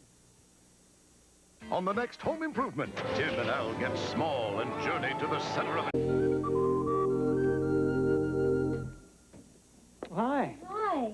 Still working on plans for the charity ball, huh? Well, I think I've got most of it worked out. Here's the menu. Ooh. And this is the seating chart. Uh-huh. And I have ordered red roses for every table. Oh, that's great. That pain in the neck, Cynthia, has to be impressed with all the hard work you put in. Oh, I hope so. I get it. Good evening. Hi. We were just talking about you. Come on in. Dear, I hope you've made a little progress on the ball. More than a little, it's all done. And here is the menu. Prime rib. Oh, no, no, no, my dear, that will never do. Will it, Harold? Well, actually, I like prime rib. What? I didn't say a lot. Change the prime rib to Cornish game hen and see that they're properly plucked. Well, I know you're going to love the flowers that Joan picked for the table. As long as they're not roses. Roses are so common. Well, actually, I like the way they smell. Excuse me? But only at funerals. Joan. Haven't you accomplished anything in the last 3 days? Well, for one thing, I think that I've made some sense out of the seating arrangements. See for yourself. Oh, no. You've botched this, too. You can't have the Edinson seated next to the Grahams, and the Shearers and the Granites can't stand each other, and for good reason. Now, who are these people? They weren't even invited. Well, who's that? Ted and Joan? That's them. Oh, but why would your names be on the seating chart? Well, Joan is on the organizing committee, so, I'm the organizing committee, and you're only help. And help doesn't go to the ball. But, dear, Joan's put in a lot of work, and if it were up to me... Yes? But, of course, it isn't. You see, whenever I want anything done properly, I have to do it myself. Oh, really? Well, you can do just that, Cynthia, because I quit. Good girl. Certainly, my dear. That is your option. I have an option, too. Fire that man, Harold.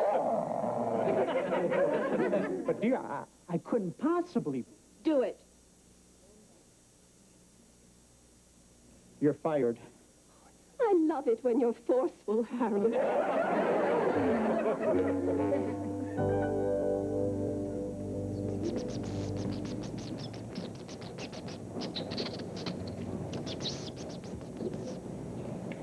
Your mouse says he's lonesome because he's all alone in his cage. That'll be $1. Thank you, Doctor. I'll stop at the pet store and buy him a little boy mouse to play with. He says if you really want to make him happy, get him a girl mouse. Next patient, please. What's the problem? Well, my guinea pig just stands in the corner of his cage all the time. What's wrong with him? If you'll take a seat.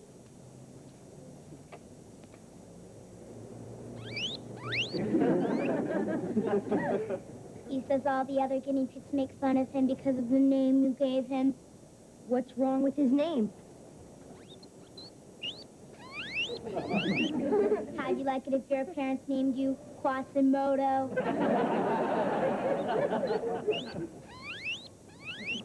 He says he prefers the name Bubba. Case closed. That'll be $1. Thanks for curing my guinea pig, Doctor. Come on, Bubba.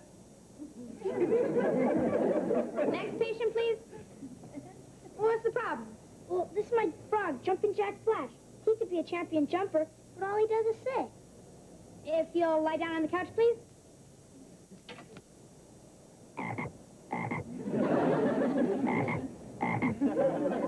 He says he was taken from his mother when he was just a tadpole. He says he's never seen any other frogs. He says he doesn't know how to jump.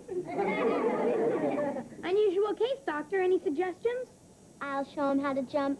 Watch the splash.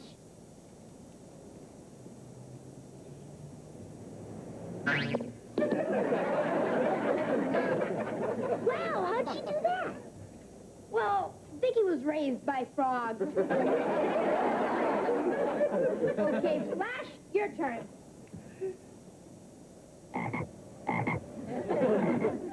He says he's not ready to jump yet. I got an idea. Flash, ever hear of the term frog leg? He says he's ready now. That'll be $1. Thanks, Doctor. Boy, Vicky, it's our first day and we've already made $12. Vicky, I have to talk to you. What's the problem, Harriet? Well, I just am having a really big... wants a cracker. Waldo wants a hot fudge sundae. Well, Waldo, I already... Waldo wants a bigger cake. Waldo wants a full-length mirror. Waldo, you know that. Wants some decent food. This stuff is for the fur. See, problem is, how do I get this stupid bird to shut up? Got an idea? Hey, Waldo, ever hear of the term stuffed and mounted? Forget it, Doc. That stuff only works with frogs.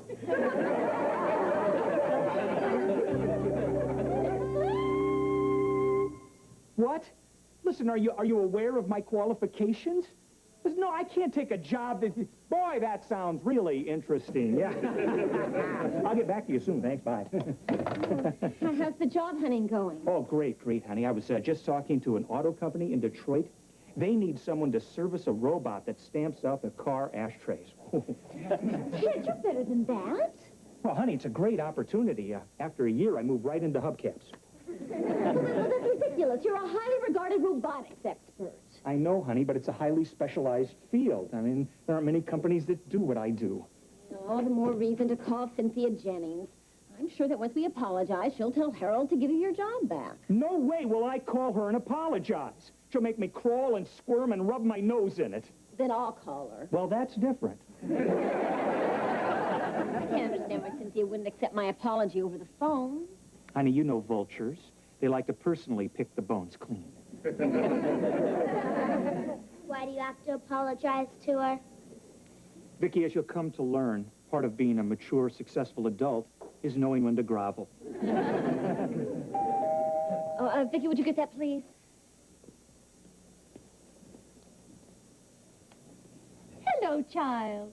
Hello, vulture.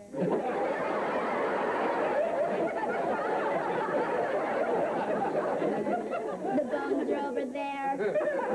Susie, how nice to, let's cut the small talk and get straight to the groveling. I don't want to be late for my voice lesson. A voice lesson? I didn't know you sang. Opera. Cynthia once hit a note that shattered our living room. I'm particularly fond of Wagner. Do-do-do-do, do-do-do-do, do-do-do-do-do.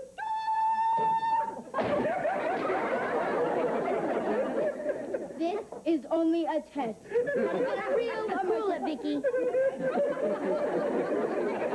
As for your apology, I'll assume you didn't realize how offensive your behavior was to a woman of my breeding. I abhor coarseness. So why do you watch All-Star Wrestling? What? Why, I'd never watch anything that barbaric. Your favorites are Andre the Giant and Junkyard Dog. Are you kidding? Hulk Hogan could rip both arms off. Well, I may have watched it once.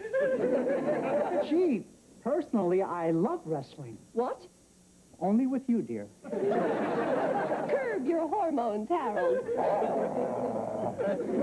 Cynthia, about the charity banquet, I realize that you've had more experience at arranging these things. Of course I have. Before we were married, I was an executive in the hospitality industry. You were a cocktail waitress at a bowling alley. Everyone called you Trixie. Who told you that? Him. Harold, how did you know I was a cocktail waitress? You mean it's true? Oh, of course not. How much is a beer and a gin and tonic? $5.50.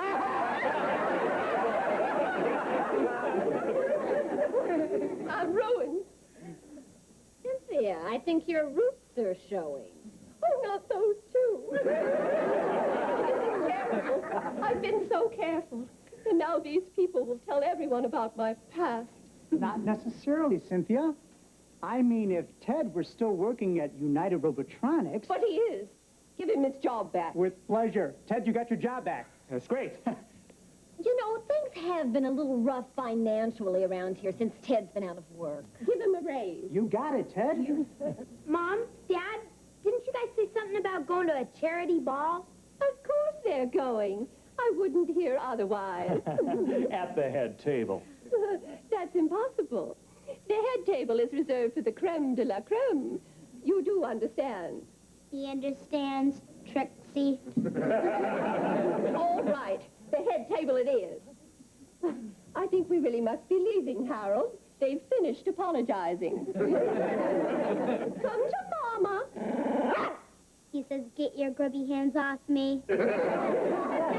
Well, now that we're all such close friends, Cynthia, maybe we should go out together one night. Yeah, maybe we could all go bowling.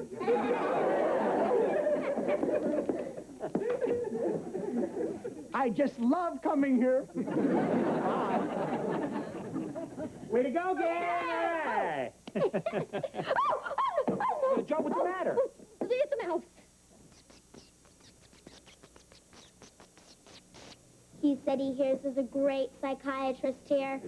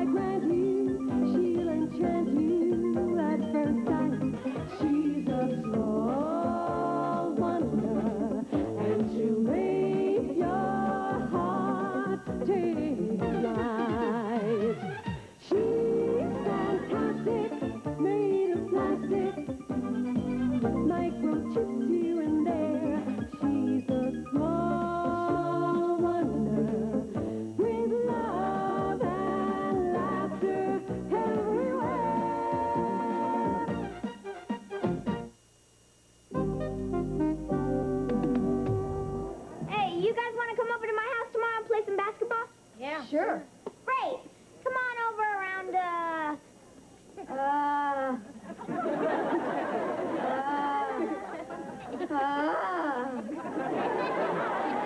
There's that new girl in school.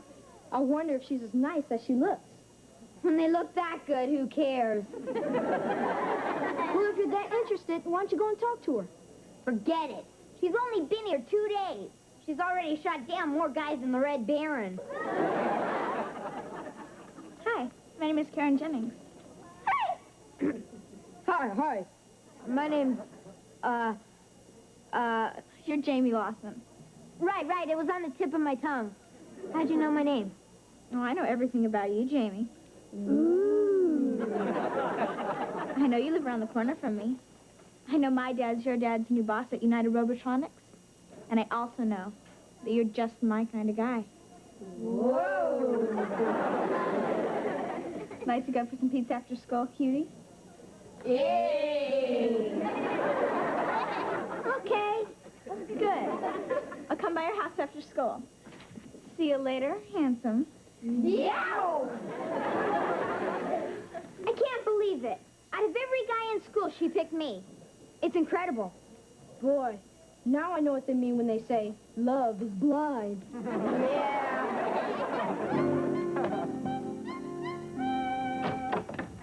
Hi, Annie. Oh, hi, hon. How was your day? Oh, it's fine. I went shopping with Vicky. I see. Did you put a big dent in the credit card? Well, it was more of a fender bender. Oh, but it was worth it. Look at all the great things that I got for her. Vicky, would you come out here, please? You like? Oh, I like. She's adorable, honey. Yeah, you know, I decided to mix up her clothes more, like a real little girl. Yeah. Vicky, would you gather up these boxes, please? So, how was your day, honey? Well, it was interesting. We got a new vice president. Oh, somebody in the office got a promotion? No, somebody in the president's family got a promotion. His son, Harold Jennings. Oh, figures. Have you met him yet? Only for a second. I was just another pretty face in the crowd. I got to figure out a way to get him to notice me. Well, you could always invite him over for dinner. Oh, honey, that's so obvious. I look like Brandon Brindle trying to suck up for a promotion. Oh, I see, and you prefer to suck up in your own way. Yeah. Hi. Aren't you just a little overdressed for pot roast? No, I'm having dinner out. I have a date. A date? Oh, with whom? A new girl in the neighborhood. The word fox comes racing to my lips. Sounds like the fox is going out with a wolf. The boxes are all picked up. Oh, thanks, Vicky. You can throw them away in the kitchen, please. Dad, can I have an advance of $10 on my allowance? You're already well advanced into the 21st century. Jamie, you should have thought about having enough money before you asked this girl out. Oh, I didn't ask her. She asked me. Well, then let her father come up with the $10. He sure could afford it. He's your new boss. My new boss? Harold Jennings' daughter? Yep, that's her, Karen Jennings. Here's $10, Jimmy. Well, Karen's gonna be here any second. I'm gonna go put on some cologne. Use mine. It's on top shelf. It's called Private Eye. One whip and she'll follow you anywhere. Ted, really? Joni, come on. I mean, what can it hurt, right? It must be Karen. Oh, Vicky, would you answer the door, please? Be charming and smile a lot. And you up. Hi, I'm Karen. Hi, I'm Vicky. I have to be charming and smile a lot. Hi, I'm Ted. I'm Jamie's dad, and this is Jamie's mom. Come on in. Hi. Hello. Nice to meet you. Hi, Karen. Hi, Jamie. I'm all ready. I like your cologne. One whip, and you'll follow him anywhere. She's always making little jokes. Yeah. Well, you kids have a good time, huh? Have a good time. Have a great time. Have a wonderful time. Have the time of your young life. Go on.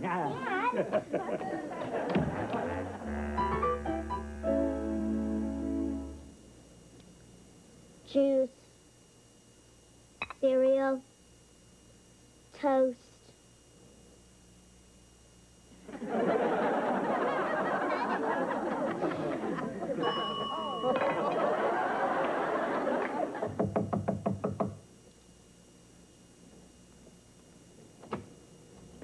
Hi, Vicky. Hi, Karen. I have something for Jamie. Is he awake yet? Not yet. I was just going to wake him up for breakfast. No, don't. Let me do that. I'll surprise him. It'll be fun to serve my man breakfast in bed.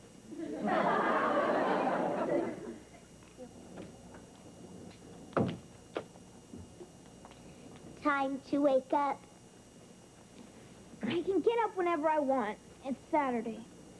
Time to get up.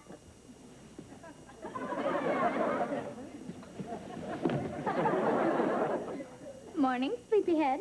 Hi. Karen! What are you doing here? I'm bringing you breakfast in bed. Cute stuff. thanks. But first I better go brush my teeth. You know, morning mouth. Would you mind turning around and covering your eyes? Sure. I like modesty in a man.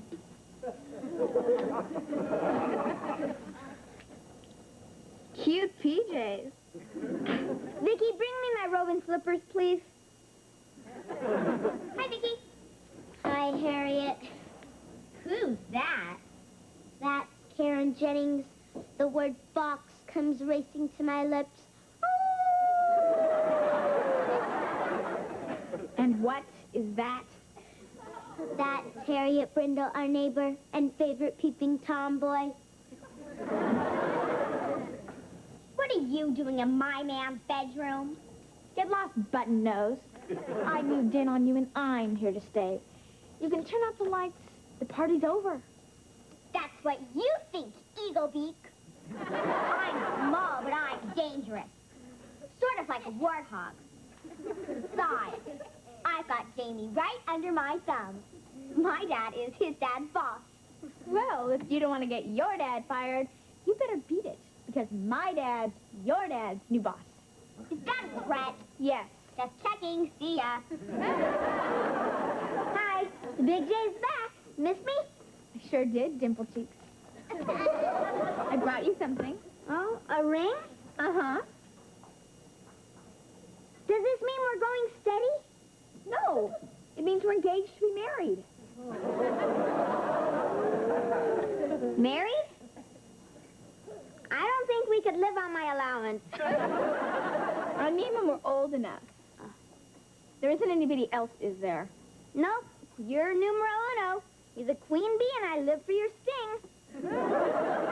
Good. Because if you ever do look at another woman ever in your life, you're dead meat, Buster. Turn out the lights. The party's over.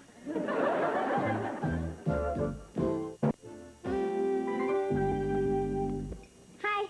Reggie and the guys are coming over to play some basketball. See ya. Hold it. Back up the bus here. What about breakfast? Oh, I already ate. Karen gave me breakfast. Karen? She also gave him a ring. A ring? See? Well. She must like you very much. Huh? Well, you know, some of us have got it. Just so happens, I'm full of it. Well, you can say that again. Well, does this mean that you and Karen are going steady? No. According to her, we're engaged to be married. Married? Keep up the good work, Jamie. Only problem is that the second she gave me this ring, she acted kind of pushy. Jamie. You see, occasionally women like to think that they're the boss, and sometimes we just have to let them have their fun. I gotta be at the golf course in 20 minutes. Oh, no, you don't. Back up the bus. You promised me that you would take out the trash and rake the leaves and mow the lawn. But, honey... Ted. Oh, all right. I'm just letting her have her fun. Want some more juice, boss? Yeah. Thank you, Vicky.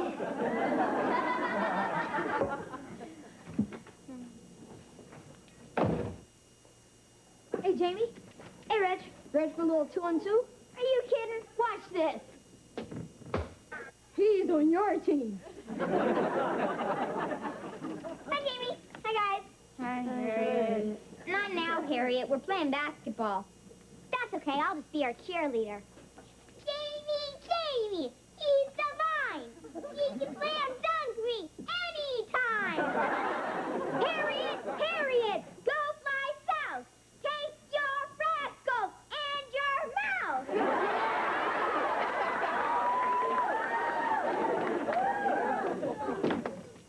Hi. Ooh. Did you tell everybody the good news about us? What good news? Yeah.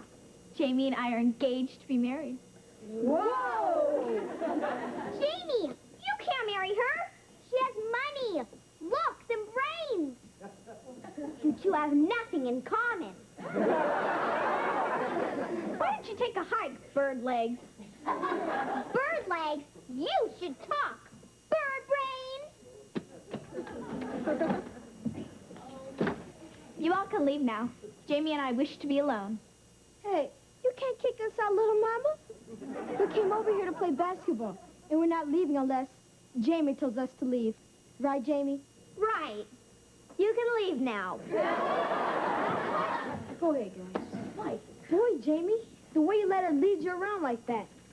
You ought to take that ring off your finger and wear it in your nose. Karen, you shouldn't do that to me in front of the guys. It's embarrassing. It's just that I'm so jealous. I want to have you all to myself, handsome. I have important things to discuss with you. Vicky, we want to be alone. Mom told me to water the plants. Maybe you should water the plants some other time. Get lost, button nose. I'm here to stay. I like the way Vicky stands up to a man. She reminds me of me. Okay, Karen. What was so important that you had to discuss with me? Your future. You're going to be a doctor. Why? Because my mother says so. She says a man has to provide a woman with the bare necessities of life. What bare necessities? The 3 M's. Money, mansion, and a Mercedes. Right, Vicky? Right, Eaglebeak. Karen, isn't that asking a lot? Yes, but I'm worth it. What are you, a spineless wimp? Vicky, I'm going to make a man out of him whether he likes it or not. You're dead meat, Buster.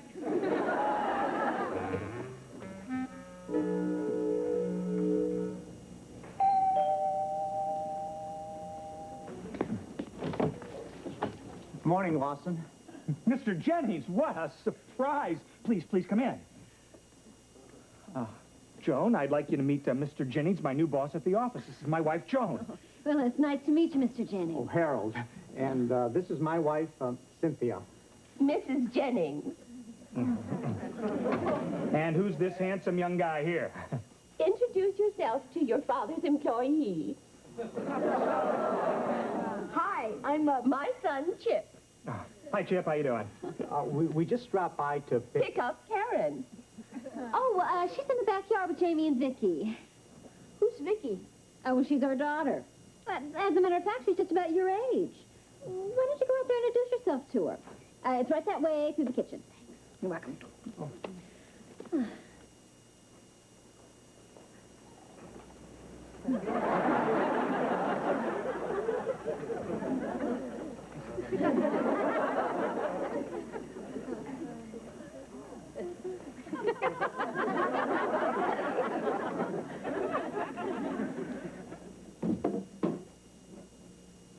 Oh, hi.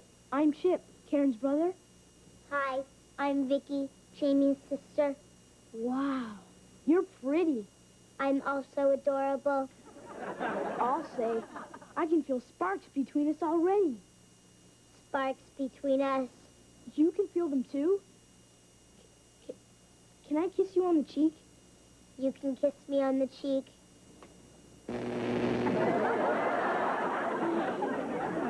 I think I've met the woman of my dreams. Hey, we were made for each other. Well, I guess we'll be seeing a lot more of each other now that we're going to be in-laws. In-laws? Oh, yeah, Jamie showed us the ring. That's really... Oh, it's so cute. I mean, they're talking like they're really engaged. Well, the ring even looks real. It is. It's mine. We really must sit down one evening and talk about the wedding plans.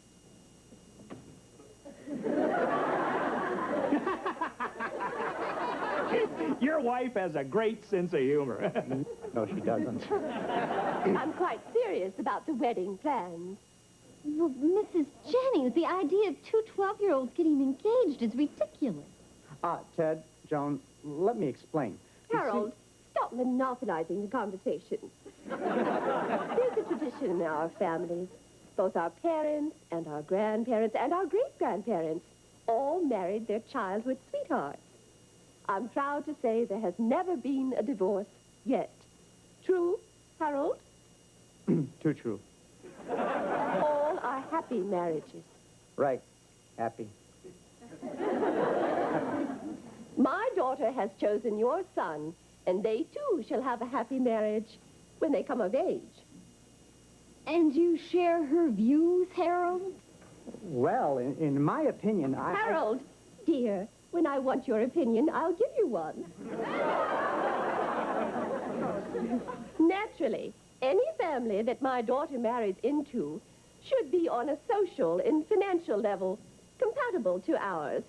Regrettably, you're not. But I've generously decided to have Harold help your situation. To raise us up from the slums, as it were. There's a vice presidency in your future, Mr. Lawson.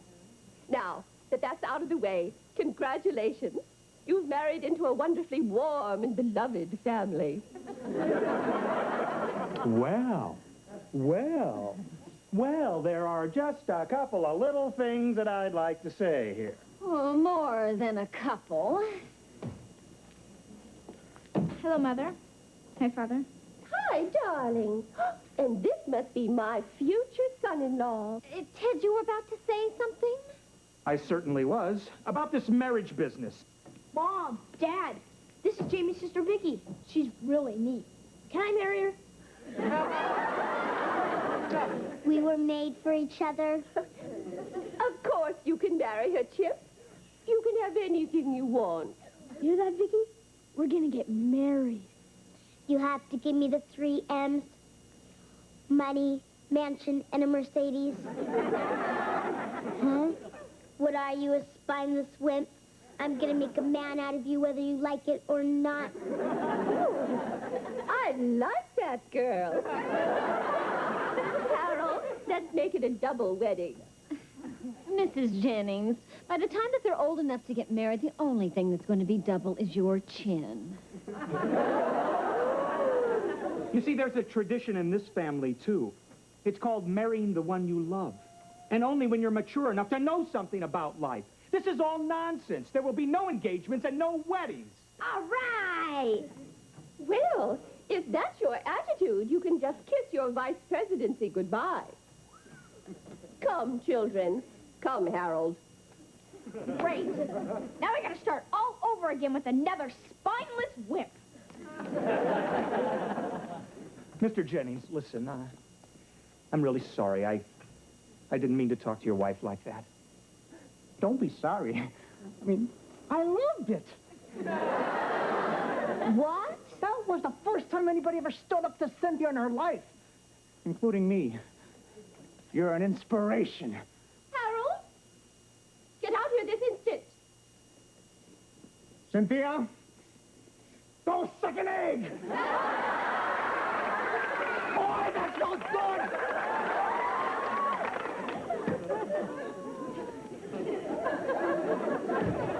I'm gonna go find some soap and get this ring off my finger.